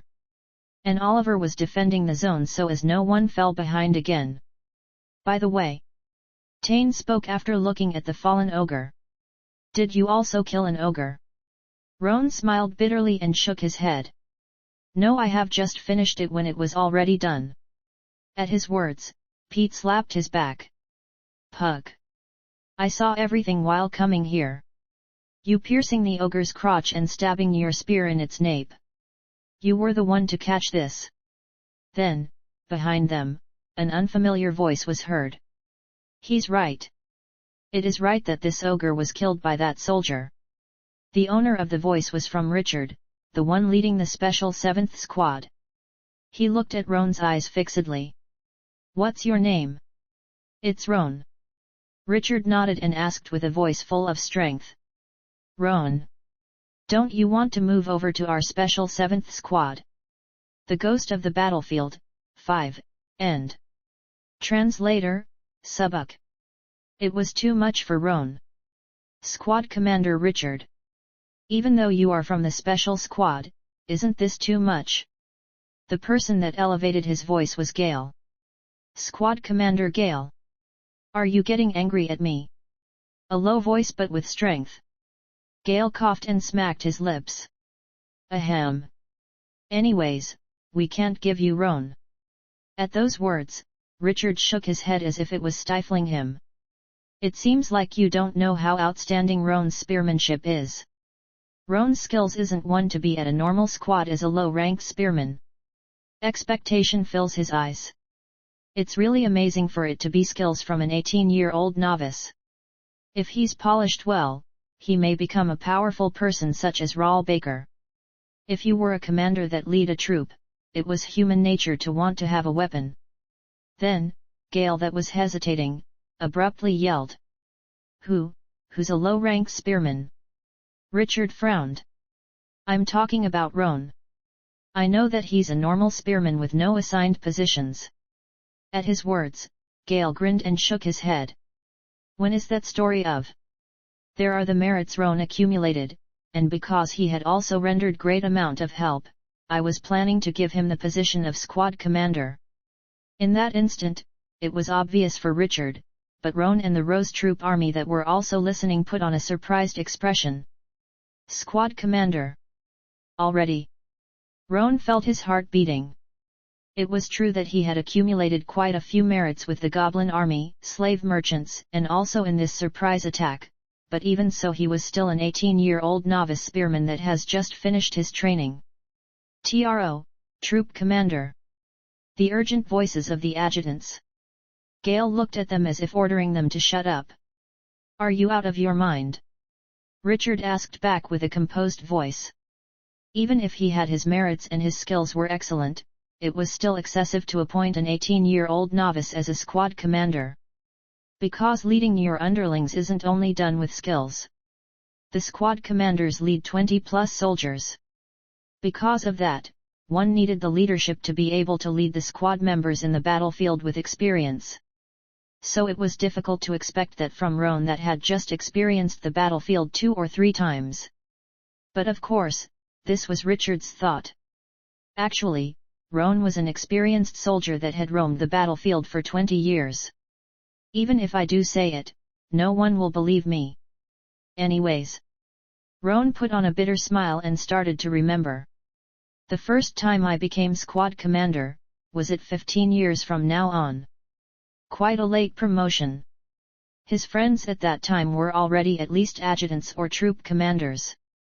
Or they had retired soon and returned to their hometown to farm. Roan was the only one that roamed the battlefield as a normal soldier. But to become a squad commander so soon. A bewildering yet overflowing with joy feeling. Then, Gale's voice was heard. I am out of my mind. I'm planning to add one more squad with this opportunity. And how are you going to fill the squad members? There are squads that suffered in a big way in this battle. At Gale's reply, Richard frowned. Are you saying that you are going to gather squad members from other squads as one? Yes. You can see that the 42nd squad is a Union squad. An unobstructed reply. Richard looked at Gale's eyes fixedly. It seems like you don't want him to get taken. In the end, he let out a sigh and shook his head. If you are willing to go up to that point, I will fall back. Richard looked at Roan. If you need some help, come and look for me anytime. Roan bent his head instead of replying. Richard moved his feet, and when he looked at the dispirited adjutants, he shook his head. You two will have it real hard. Incomprehensible words. But the adjutants slightly bent their heads as if they had understood enough. As Richard walked out, Kenny, that had the fiercest temperament, stood out to try to hold back Gale. Sir Commander. I think that the seat of squad commander for an 18-year-old novice is too excessive. The other adjutants also stand up. That's right. Why don't you give him the seat of vice squad commander of the 13th squad? Or raising his salary should also be good. However, Gale wasn't planning on stepping back. I will certainly keep the words I said. He looked at the adjutants with fierce eyes. I have no plans on changing my word. Kenny, Jack, and Dosen, go to the other squads and bring in some squad members. The squad commander for the 42nd squad shall be Roan. Gale's sight is directed to Roan. Roan. You can do it well, right? At those words, Roan slightly bent his head. I can do it well. He didn't say that he would try his best, or will work hard. We'll do it well.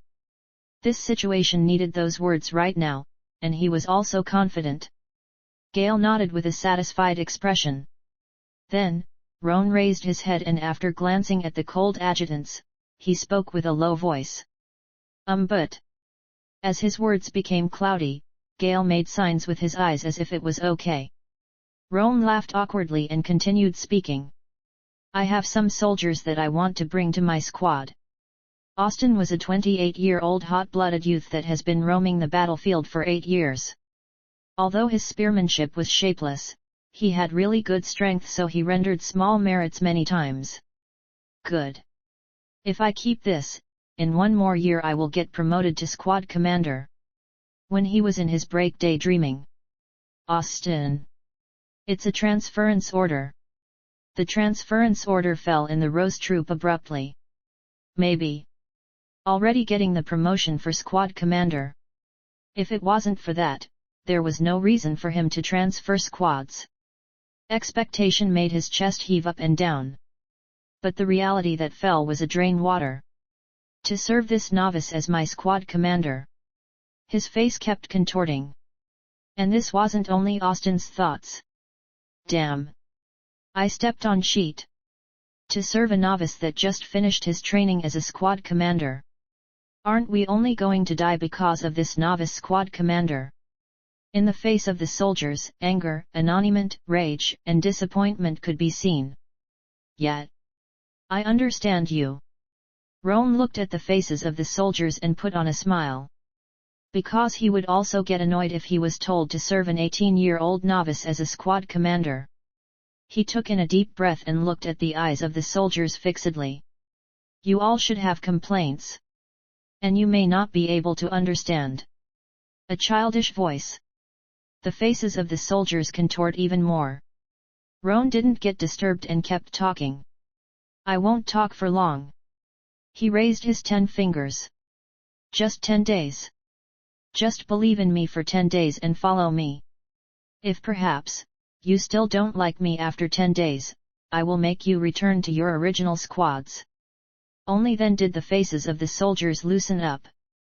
10 days. So I only have to endure it for 10 days, right? They would have to sloppily act until then. Then, behind the dispirited soldiers a loud reply could be heard. Understood. The owners of those voices were no other than Pierce and Glenn. They were the soldiers Roan wanted to take in. Roan turned back and let out a laughter. Rest well tonight. Because you won't be able to think straight starting from tomorrow. His corner of the mouth raises with an ill nature. A group of people enters the camp. A worn-out armor with blood stains. Hug. Hug. Chests that shake roughly. However, their eyes were fierce and their steps imposing. The soldiers that were having their break near them started to whisper. It's the Ghost Squad. They say that they also did it this time. That squad commander over there is the Ghost of the Battlefield. Ghost of the Battlefield. He's really amazing. Amazing. They say that they annihilated 3 monster dens in just 10 days. The soldiers of that group received the gazes of the other soldiers and went towards a deep part of the camp. Then, a magnanimous voice was heard. "Oh ho! Ghost of the battlefield!" The man that approaches while shaking his hand was Pete. The man that was walking in front of the group smiled brightly and bent down. "Mr. Pete!" A kind salute. At that instant, Pete shakes his body and his hands with big motions. "Agu! Squad Commander Roan, please talk to me relaxedly." A humorous voice. Roan smirked and shook his head. "Stop making fun of me." "Ahem. It's because it's funny." Pete laughed brightly and scratched his chin. He looked at the men behind Roan and said in amazement. "Squad Commander Roan. You also did one today." At those words, Roan looks back. Fierce eyes and imposing attitudes. They were the soldiers that just 10 days ago had faces full of annoyance and rage. The newly established 42nd Squad. Now, the 42nd Squad was being called as the Ghost Squad. "Yes. We encountered some goblins." "You encountered them? You didn't go to find them." Roan just smiled brightly instead of replying. Pete put on a humorous expression. "Squad Commander Roan, your nickname is Ghost of the Battlefield, Ghost." He hit Roan's shoulder and continued speaking. "Because you guess where the monsters are and where the den of the monsters is. That's why you are a ghost." At his words, Roan put on a bitter smile. "It's fortunate that I'm not the divine teller of the battlefield. The ghost of the battlefield." 6. End. Translator, Subuk. Just because Roan returned to the past, doesn't mean that he remembers all of the locations of the monsters. But I do remember all the fierce ones. Aside of those, it was all blurry. So in one word, he was battling while combining all of those blurry memories. And of course, even with just that, the accuracy was so high that he even got the title of Ghost of the Battlefield. But most of all, there was another big gain. "Squad Commander. We finished our training." The owner of the valiant voice was Austin. Their attitudes changed. The biggest gain. That was the change of the attitude of the soldiers that belonged to the 42nd Squad that was filled with rage, annoyance, and discomfort. The members of the squad all recognized Roan's skills in just 10 days. But of course, not all of them are like that. A bitter smile appeared in his face. Austin looked at that Roan and took in a deep breath. His spearmanship is like this, but his reading skills of the battlefield and commanding his soldiers are also outstanding. He just seems like a soldier that roamed the battlefield for 10 years. Because of that, he felt stuffed. "I do want to return to my original squad." If he returned to his original squad and accumulated a bit more merits, he would be able to climb to the squad commander seat. "But I want to be next to him more than that." Roan was only 18. He was really young. That meant that he had a lot more potential and could grow more than now. Perhaps he could become a commander whose name is known throughout the kingdom, no, the continent. A great commander ruling the heaven and earth. An ally that rules the earth along with the great commander.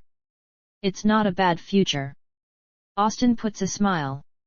Then, he heard Roan's voice. "Today is the 10th day. How many members want to return to their own squads?" "It's 4. There aren't as many as I thought." "What is Vice Squad Commander Austin planning to do?" A question thrown casually. Austin looked at Roan's eyes fixedly. "I want to serve next to you." A bright smile appears in Roan's face.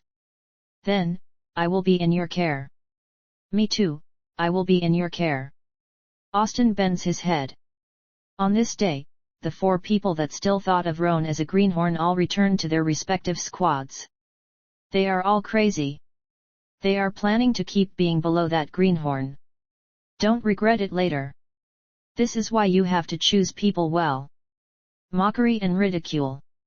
But they couldn't know that the people that will regret this decision for all of their lives would be them. "Now, let's do our squad training." Roan started to train with the remaining squad members.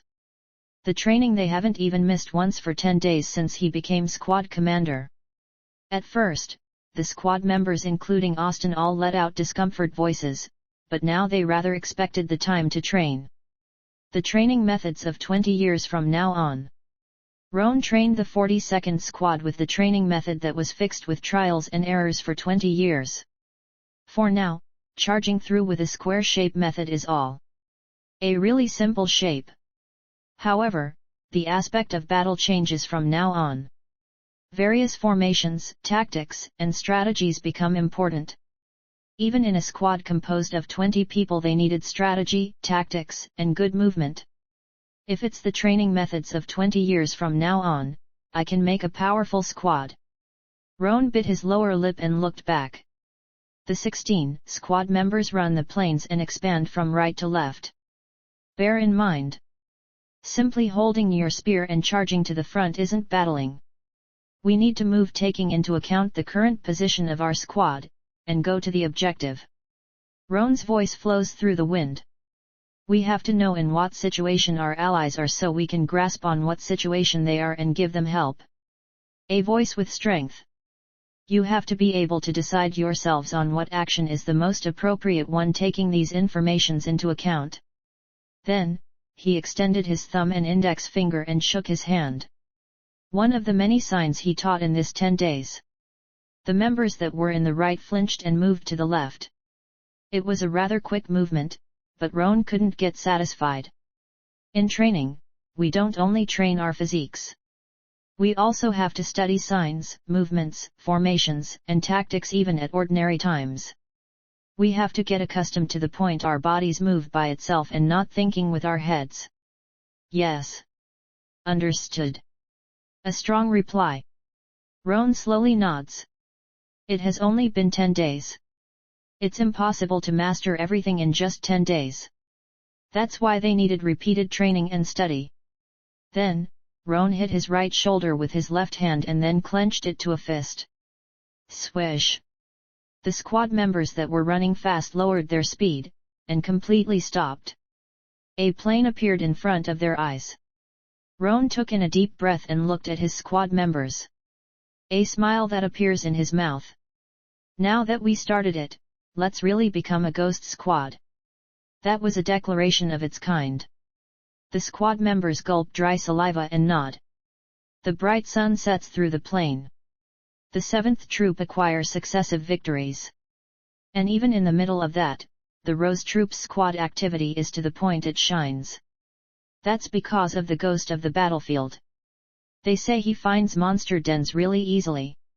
It's not only that. Nowadays, the skills of the squad of that ghost became good to the point it can clearly be seen with your eyes. They say that they even train separately at break times. Well, they are a newly formed squad so they would need to train to coordinate themselves. It's not to that point. Listening to the stories of people, they seem to be doing training they have seen for the first time in their lives. The newly formed 42nd Squad, the squad that was called as Ghost Squad, was also quite famous among the soldiers of the 7th Troop. It meant that they were getting that much attention. Boom! Boom! Boom! Boom! In the middle of the formation of the Rose Troop, a heavy drum noise is heard. We are going to battle. In the west side of Pedion's plain, goblins have appeared. In an instant, soldiers get out of their tents. And in the middle of them, Roan and his 42nd Squad was also among them. Gale and the adjutants appeared while riding horses. The Ramsey Squad, Ultimate Squad, and the Graham Squad are battling with a goblin army. A loud voice. The numbers of the goblins are vaguely 2,000. A number that's not much but not a lot. From now on, we are going to rescue the 3 squads. Gale sheets out his blade and points to the west. Rose Troop charge.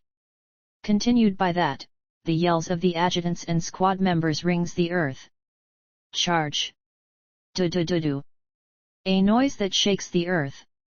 The Special Squad and the cavalry take the front and the Rose Troop get out of the camp and charge to the west side of the plain. Was there a battle like this?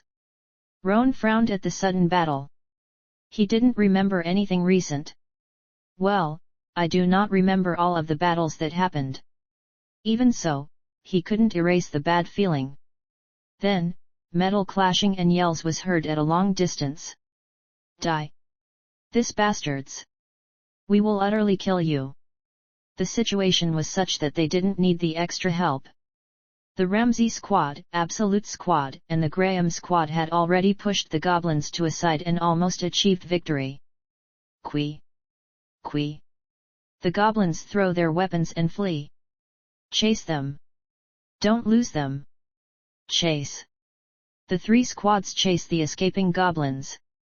We are also speeding up. Gale hit the horse. Wah-a-a-a-a-a-a-a. The soldiers of the Rose Troop yell and speed up. The infantry squished all of their strength just to catch up with the cavalrymen getting farther away. A forest located at the end of the plain. The branches shake because of the west wind.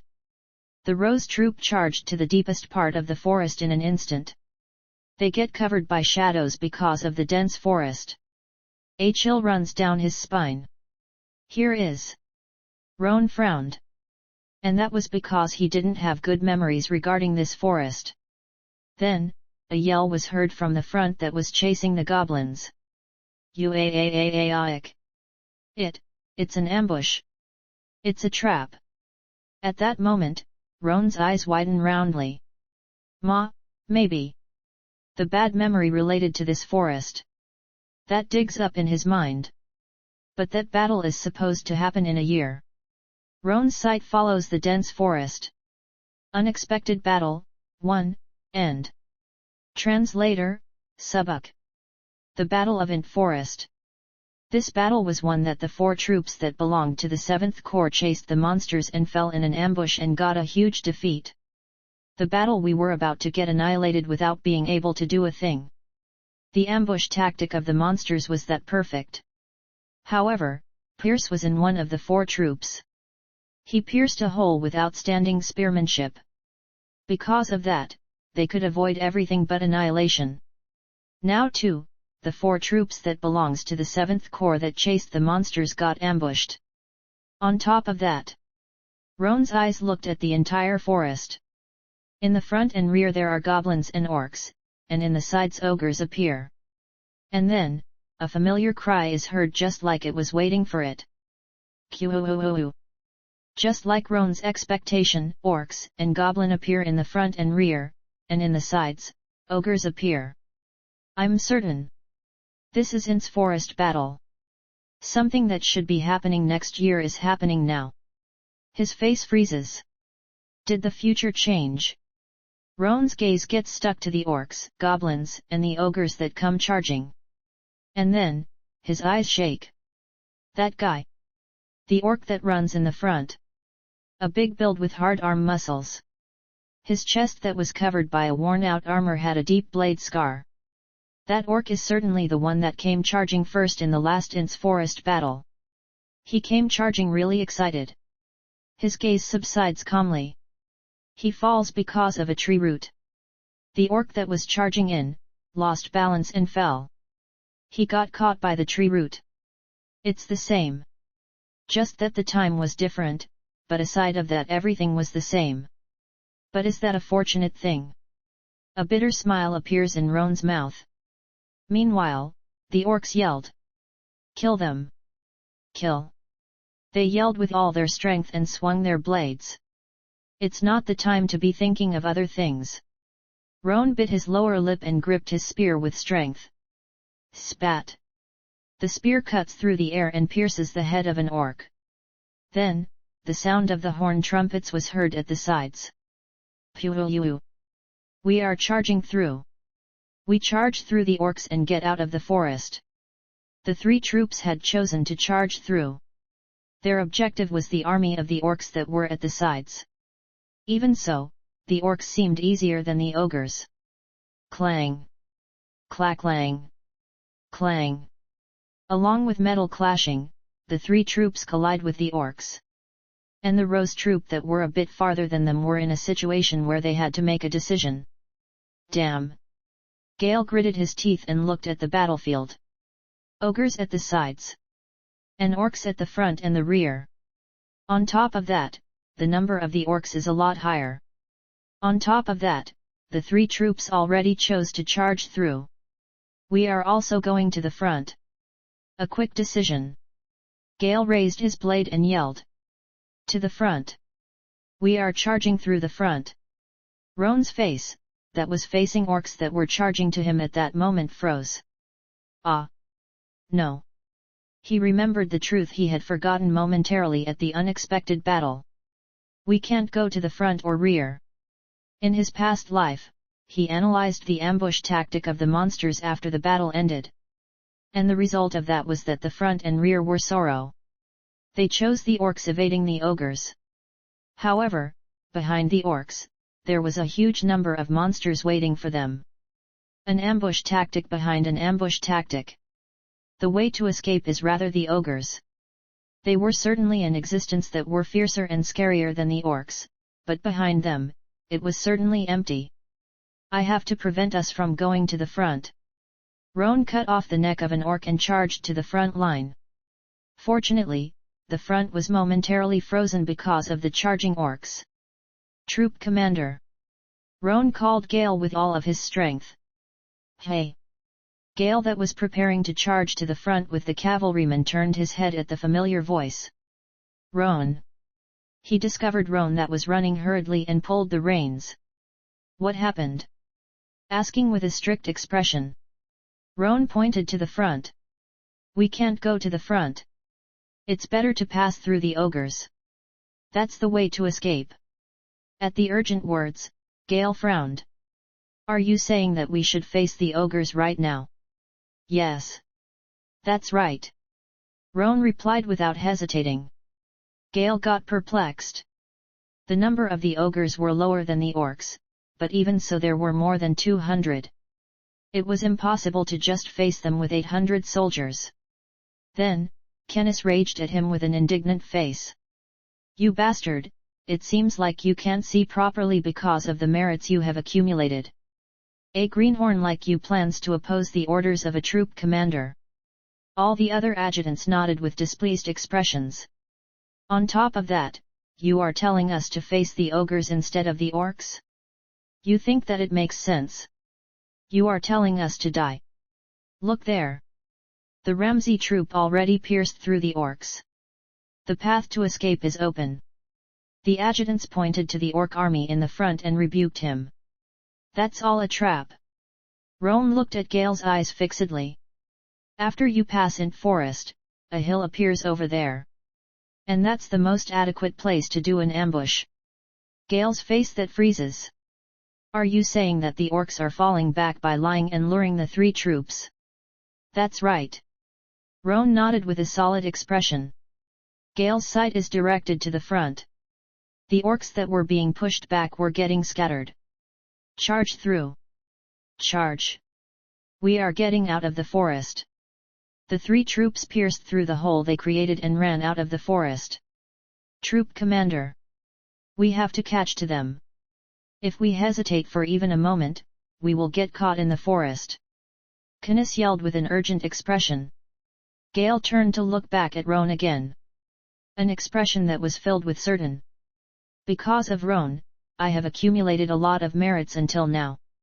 He found the moving path of the monsters or the dens of them. And didn't he get the nickname of the ghost of the battlefield? Should I also believe in Roan's words this time? Then, Dosen that was facing the orcs in the rear came running with his horse. Troop commander. Something's weird. He stopped in front of Gale and pointed to the ogres and orcs in the rear. Look at those guys. Even when they had succeeded on the ambush, they aren't charging in aggressively. This is just. Roan continued the sentence. They want us to go to the front. Dosen nods with a serious expression. Gale glared at the sides and the rear and frowned. Dosen's words are right. The chance of victory has already gone to the monsters. But even so, they repeated pretending to attack and falling back. It was a certain thing that they were plotting something. Troop commander. We don't have time. Decide quickly. Roan's and the adjutant's voices sound. Gale took a breath and made a decision. To the sides. We are charging through the ogres that are at the sides. At that moment, Knis's face get contorted. Troop commander. There is already a path to escape at the front. So why do we have to face the ogre? Stop. Gale shook his hand and stopped him. If we get any more late, all of the troop will get in danger. The ones in the front, turn the heads of the horses. It's to the sides. Pierce the sides. Coog. Knis couldn't talk back anymore and shut his mouth. A reddened face and a cold sight. He bit his lower lip and glared at Roan. Whew! I got properly marked. Roan evaded Knis's sight and after bending towards Gale he returned to the 42nd squad. Pew-pew-pew-pew. The noise of the horn trumpet that means charge hits their ears. Pierce through the ogres that are at the sides. We are charging through the sides. Run to the west and east.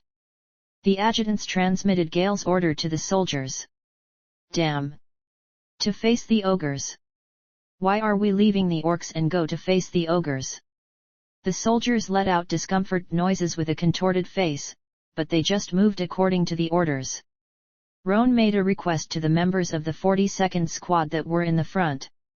Bear in mind. Our objective isn't killing the ogres. Sharp eyes and an expression filled with resolution. Our objective is charging through. We just have to pierce the ogres and get out of the forest. At his words, all the members of the 42nd squad nod. Then, let's see each other after we survive. Yes. A loud reply. Pew-pew-pew. Just in time, the horn trumpet sounds. Charge. Roan points his spear to the front and charges through. Behind him, the 42nd squad follows. Wah-a-a-a-a-a. Pierce. Ogre bastards.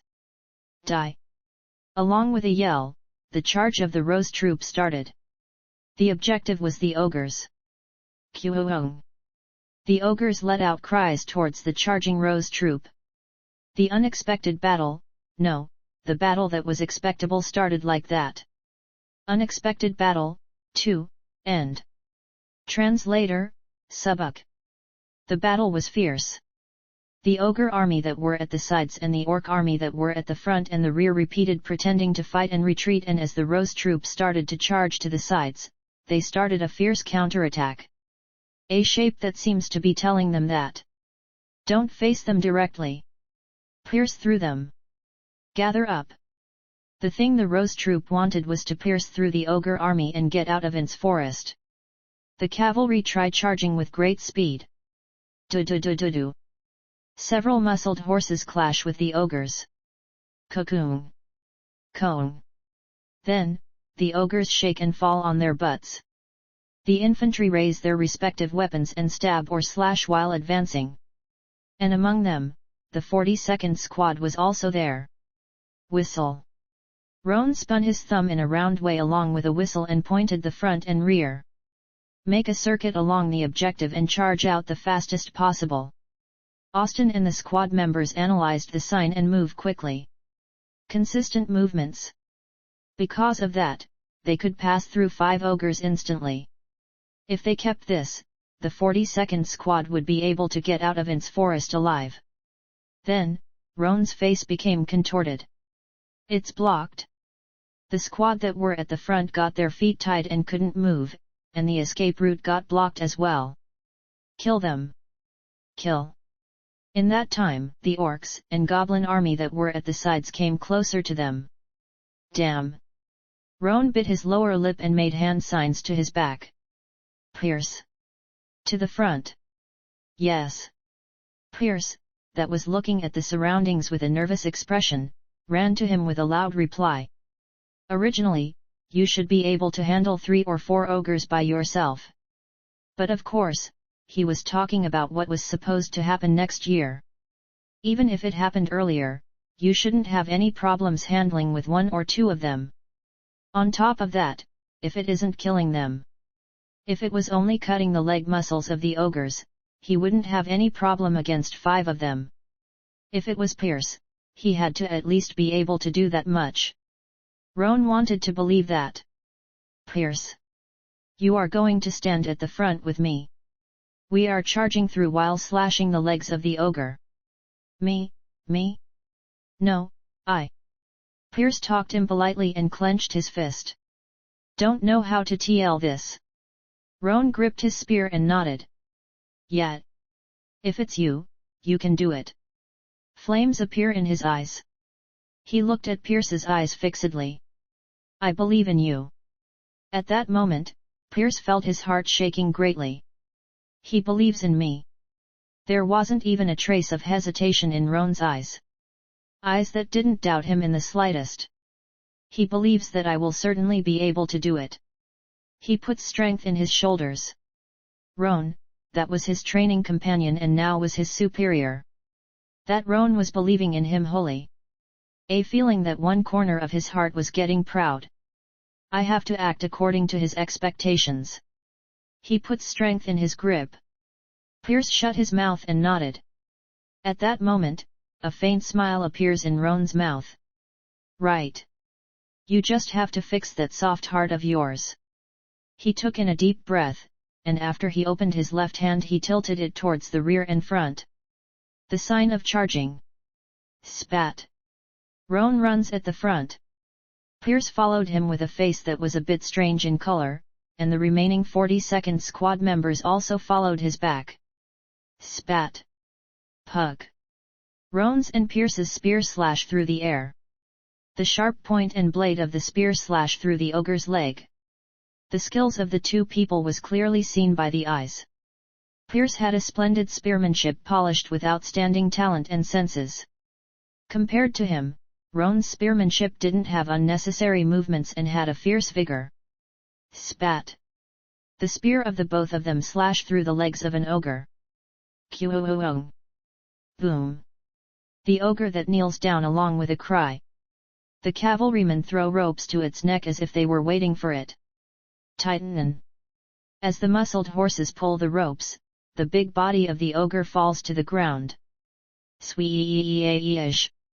Pubababak. Continued by that, the arrows of the archers get stuck in its body.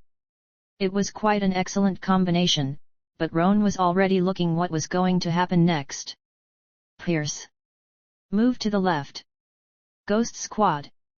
To the center. The order he yells with all of his strength.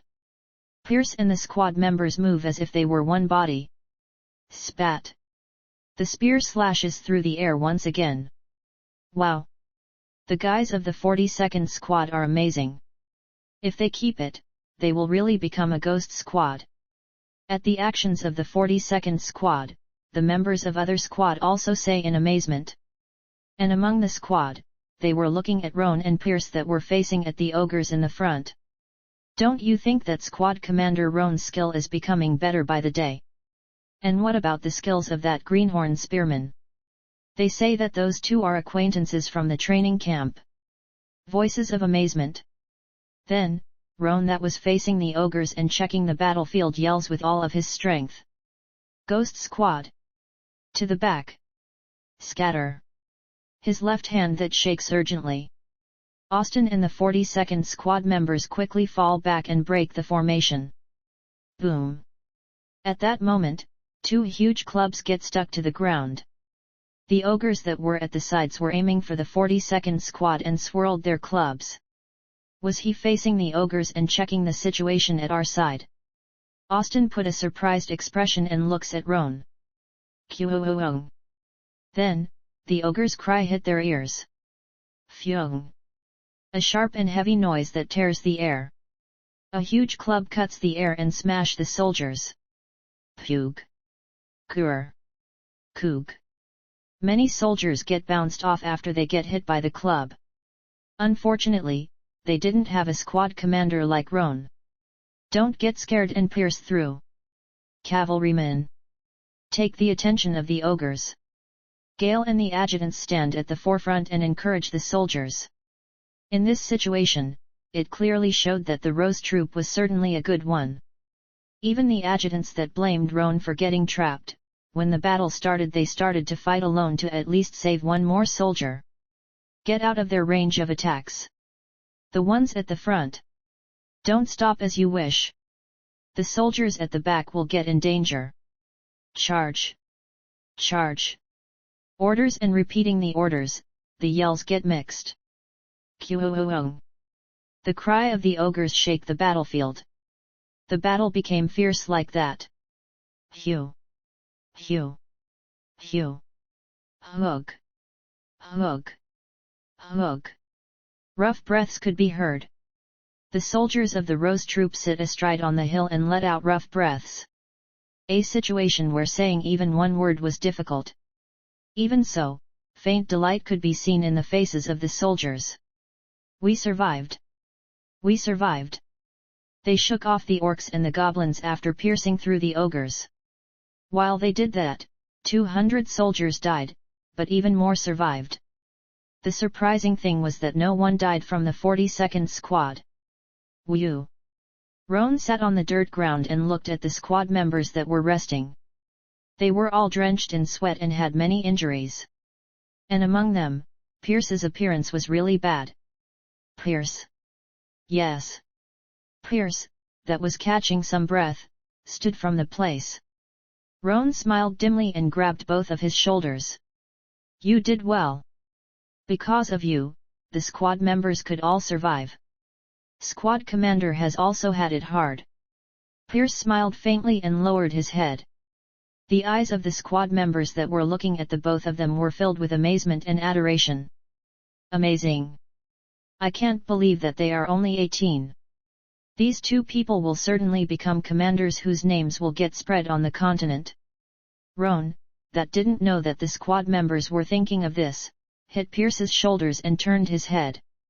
The place his eyes were directed to was the place where Gale and the adjutants were resting. There's still something left to do. In the first place, the reason why he proposed charging through the left and not the front and rear was because there was the road to escape, but also because of one more reason. We have to save the 3 squads that chose to charge through the front. The 3 squad that get out of Ant Forest meet with a monster army at a hill. And the number of them are roughly 5,000. The total soldiers of the Ramsey troop, Absolute troop, and Graham troop were barely 2,000. If he left them like this, they would all get annihilated. Originally, Pierce showed extraordinary skills and made a path to escape. But now, Pierce was next to him, and not there. The current number of soldiers of Rose troop right now are 600. Even if they went to rescue, they wouldn't be able to do much. But if it's that method... Roan's eyes shine. 5 years from now on, a student of Tron Academy that was located in the capital of Miller presents one report to the headquarters of the kingdom. In the report, the analysis of the ambush tactic of the monsters, and the incompetent countermeasure of the troops of the 7th Corps was written. At the contents of the report, it was obvious for the commander of the 7th Corps and the generals all got displeased and opposed to it fiercely. The student that got those reactions because of the report he made, only named one strategy. The commander and the generals that saw that strategy all shut their mouths. The evaluation of the commanders that analyzed the strategy. The king that got to know of this late diffused the report made by the academy student to the armies and the corps that were at the front lines. And Roan too, could read that report. If it's the strategy that was written in the reports, we may be able to save the 3 troops. A smile that appears in his face. He doesn't worry if the strategy in the report will fail or not. Because this strategy is the first piece of art of that person. The academy student that made He was Ian Phillips, that was called as an extraordinary genius strategist. Unexpected battle, 3, end. This bastard again. What now? The adjutants that were seated roundly turned to look at one place. I'm sorry to interrupt you while you are resting. Roan bent his head and approached them. Gale, that was quenching his thirst, smiled faintly and nodded. Right. What happened? I have something to tell you. At those words, Gale put down his water sack and sat properly. The adjutants also started to gather. Right. Let's listen what he has to say now. A fierce vigor appears in the eyes of the adjutants. Roan stood firmly and looked at Gale's eyes fixedly. It was stately but not conceited. We have to go to rescue the 3 troops that chose to charge. It seems like he's certain that the 3 troops are in danger. He slowly turned to look at Roan's eyes. Eyes that weren't shaking at the least. In the first place, he opposed to charging through, saying that there would be more monsters over there. If that was true, the 3 troops that chose to charge through were like a rabbit in a tiger's cave. Then, Kenneth's voice was heard. Saying that we have to rescue the 3 troops means that they are in danger, right? That's right. A reply without hesitation. How can you be so sure? It was a question pressing for an answer, but he wasn't talking as if he was ignoring him as before. Because there's something he showed us, I can't just ignore him. When he first said that they had to pierce through the ogre army, he thought that it was a crazy thing. But just like he said, there were no monsters behind them. Although they lost 200 and more soldiers, but many more survived. Not a bad result taking into account that they fell in an almost perfect ambush. It meant that Roan's decision wasn't a bluff at all. Being conceited is one thing, and skills is another thing. He didn't like that a greenhorn ignored orders and ranks and acted by his own.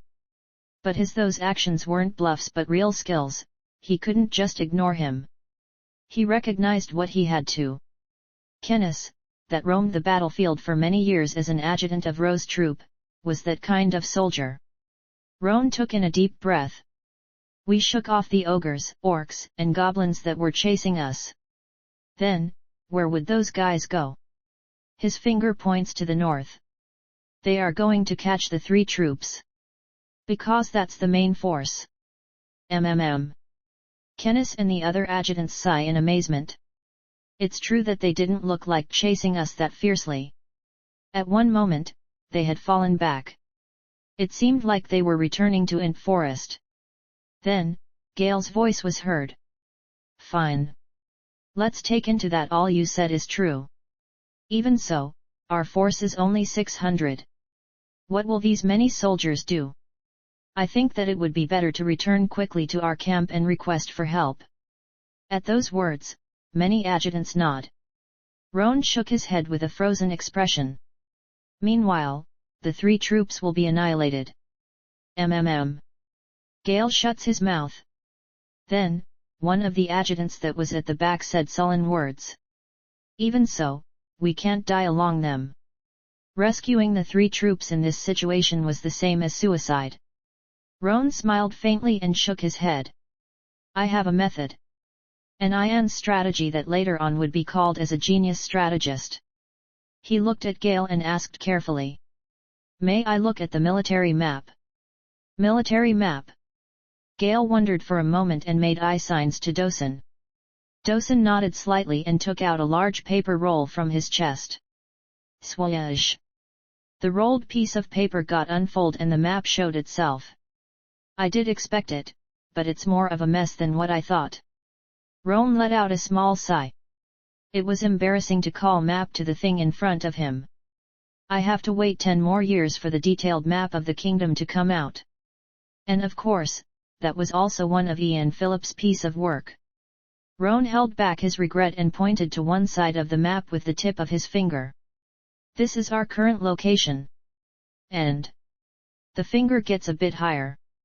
The 3 troops that chose to charge will be around here. They would probably be receiving the attacks of the monsters. His finger gets down again. And this river is Preely River.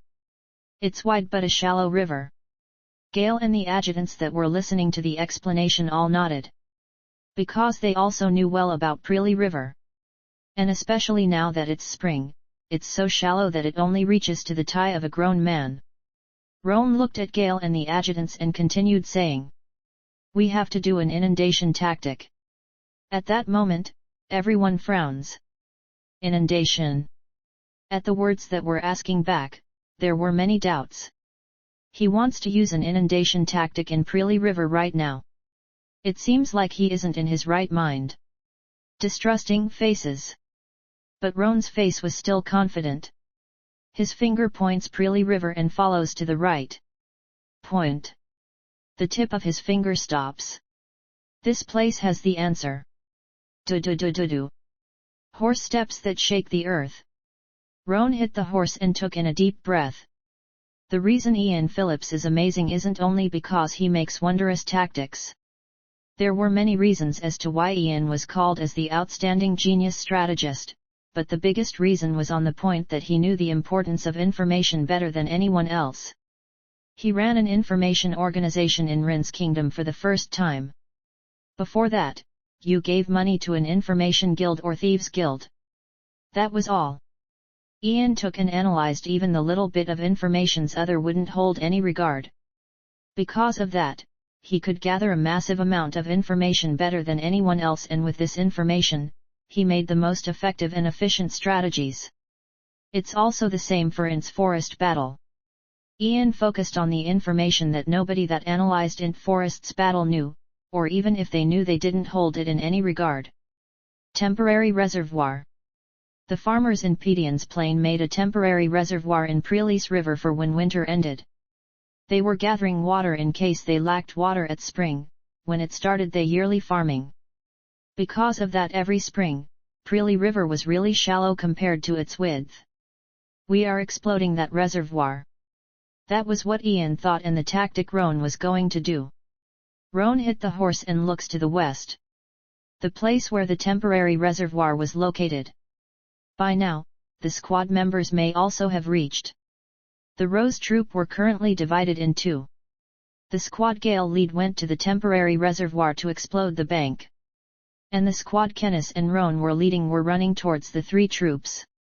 It would be bad if our allies also get swept on the inundation tactic. Roan calmly gripped the reins. Adjutant Kenneth. Hey! Kenneth, that was running at the front, looks back.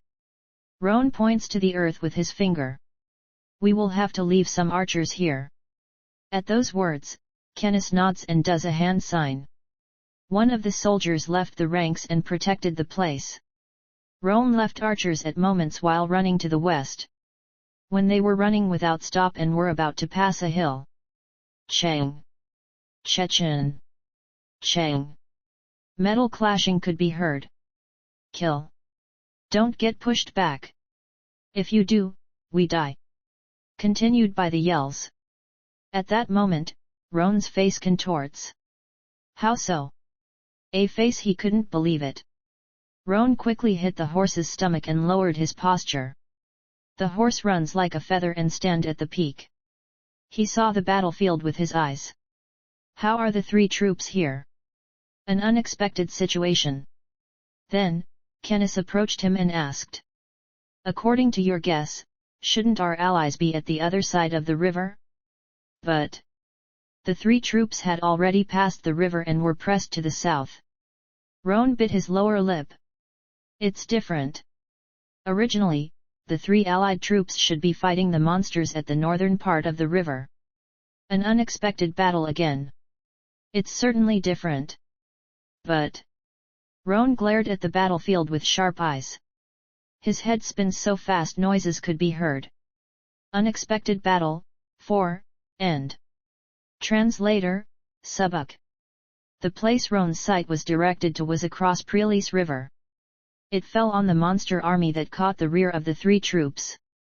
It's the goblin and orc army that were at the rear of Int's forest. On top of that, the ones that chased the Rose troop should have regrouped. His two eyes become thin as thread. That flag is a flag mixed with red and blue. It was a familiar flag. The flag of Sedek's troop, a part of the Orcs Alliance northern parts of Rince. It wasn't that Roan remembered all the flags of the troops. However, even if he wanted to forget that flag, he couldn't. His hand goes to his left side. The feeling a scar that doesn't even exist now hurts. We clashed against Sedek's troop in the region of Krull. And then, a young orc warrior swung his blade and sliced his side. It wasn't so deep as to danger his life, but even so, it was quite a big injury. Because of that, he had to leave the battlefield for a while and focus on healing. Meanwhile, my comrades all kept accumulating merits. Perhaps, his life could have started to become a mess since then. So how would I be able to forget that damnable troop flag? But of course, he couldn't know if Sedek's troop participated on its forest battle in his past life. It's quite similar to my past life, but some little parts are different. The reason why he couldn't be careless even when he knew the future. Roan checked the battlefield once again with calm eyes. Then, he frowned and looked at Kenneth. Adjutant Kenneth. Yeah. Kenneth, that was also checking on the battlefield, nodded. Roan pointed at Sedek's troop, that was at their rear. Aren't they a bit weird? Weird. Kenneth tilted his head and turned to look to the rear. After he stared for a long while, he put a surprised expression. What are they doing right now? Are they joking? A voice that was filled with displeasure. Roan smiled faintly and nodded. They are only pretending to attack our troops. He couldn't know the exact reason. However, the certain thing was that Sedek's army that was at their rear, were only pretending to attack while maintaining a distance. Roan organized his thoughts for a moment and looked back at Kenneth. I have thought of something good. He whispered towards Kenneth for a little while. Kenneth frowned after he heard all the story. Won't it be dangerous? Roan replied with a calm voice. It is, but to secure a path to escape, we can only lure Sedek's troop. Kenneth gulped and looked at Roan. I thought that he only knew how to use his head, but it seems like he has some courage and determination. The strategy, Roan said. While we are luring the rear of Sedek's army, make the 3 troops retreat by crossing the river. If only they could lure Sedek's troop, they would be able to open a path for the 3 troops to retreat. And are you confident on being able to do it? Yes. I am. Roan nodded without even a trace of hesitation. Kenneth looked at his 2 eyes and then made hand signs to his back. Karen, that was in charge of the first squad, approached. Karen. Yes. Tell me. At Kenneth's call, Karen bent his head. Kenneth pointed towards Sedek's troop. Get 10 squads and attack Sedek's troops' rear. You want me to attack the rear of the monster's army? Karen put a surprised expression and looked at the battlefield. Even at first glance, their numbers were more than 3,000. To attack them with only 200 soldiers, they had an overwhelming number of monsters. Kenneth nodded slowly and looked at Roan. Roan will help you.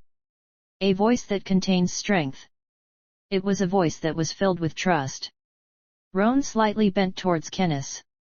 I don't know if this choice will be a right one or a wrong one. An unexpected battle. This choice was all on Roan. But if I can just succeed, I will accomplish a really big merit. Fire appears on his eyes.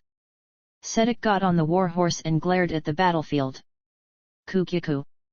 Laughter kept coming out from between his cuspids. Was he called Pelt? The thing Sedek was looking at was at the monster army that were doing a fierce battle that was happening across the river.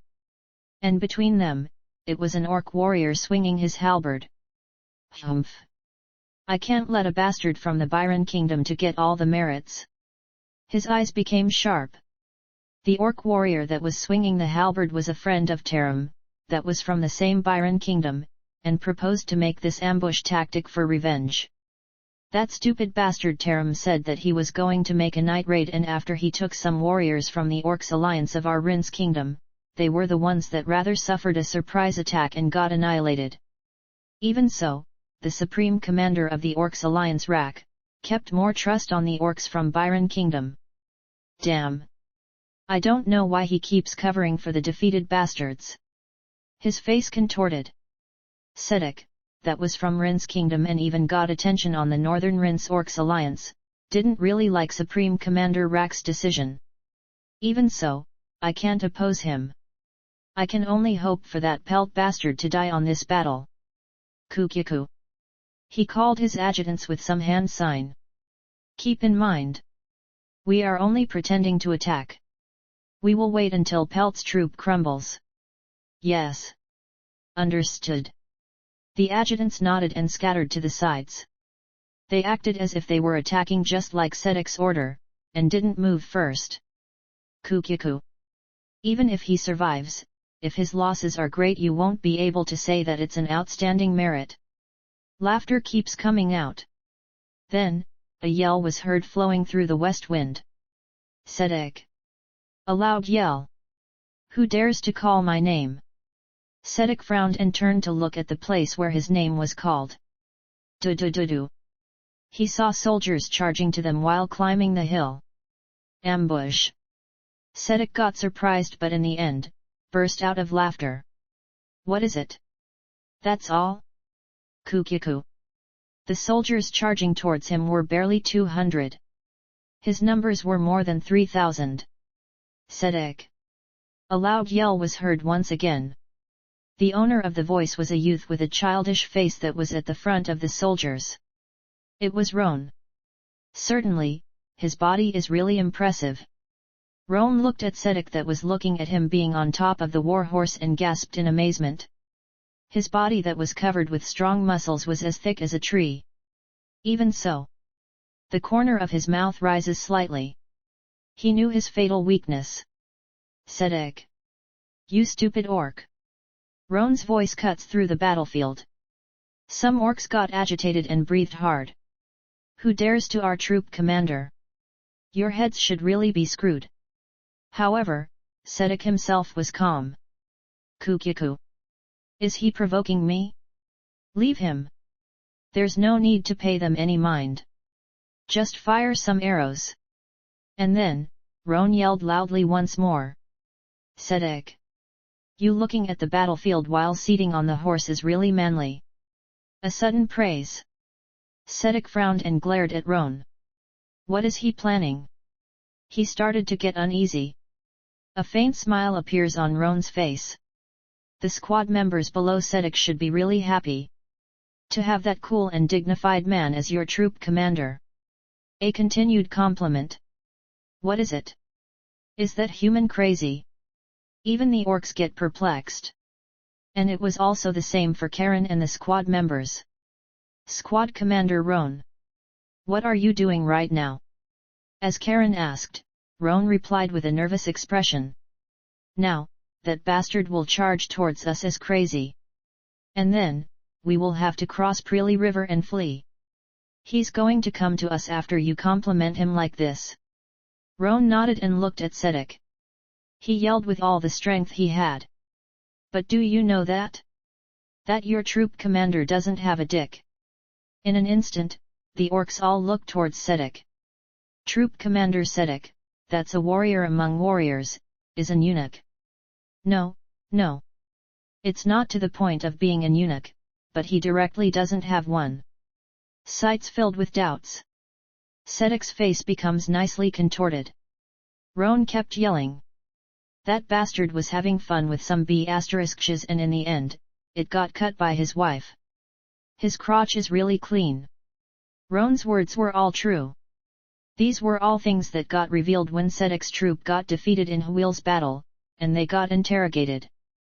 That bastard Sedek kept this truth really well hidden. Because it's the most disgraceful thing for an orc warrior. Mumbles of the orcs become harsher.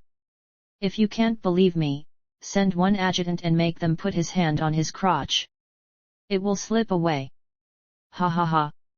Roan drenches his throat and laughs hysterically. Karen, that was well aware of his surroundings, laughs together and makes some hand signs. And then, all of the squad members burst out of laughter. Ha ha ha ha. They say that orcs are prestigious warrior, but the one that his lower parts is loose to be the leader. It would be nice to ride the horse. Ha ha ha ha. It will be good, because it's fresh on summer. Ha ha ha ha. Laughter shakes the battlefield. This. Sedek's body trembled and ground his teeth. Rage surged up. This son of a B******. In the end, he couldn't hold it and hit his war horse. Hying. The war horse cries and charges through. Do. Sedek left back the orcs and ran towards Roan. Hey! Tro, troop commander! Chase the troop commander! Follow his back! The orc adjutants get surprised and hurriedly kicked their horses. At the sudden order, the orcs got started to follow him back. They are really charging like crazy. Karen looked at Sedek while panicking and pulled the reins. The head of the horse turns southeast. We are running to the southeast and cross Prelis River. Run with all your strength. Karen kicked his horse and lowered the posture. The war horse let a long cry and started to charge while cutting through the air. Roan and the squad members followed his back. They are following really well. Roan glanced back and put a faint smile. At least half of the 3,000 orcs were chasing them. Do. They could see Prelis River. Karen made hand signs to his back and then one soldier grabbed his bow. Tense. As he left go of the tensed bowstring, one arrow flies to the skies. Pie nick. A sharp sound hits their ears. Signal.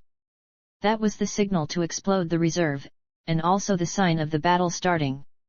Unexpected battle, 5, end. Translator, Subuk.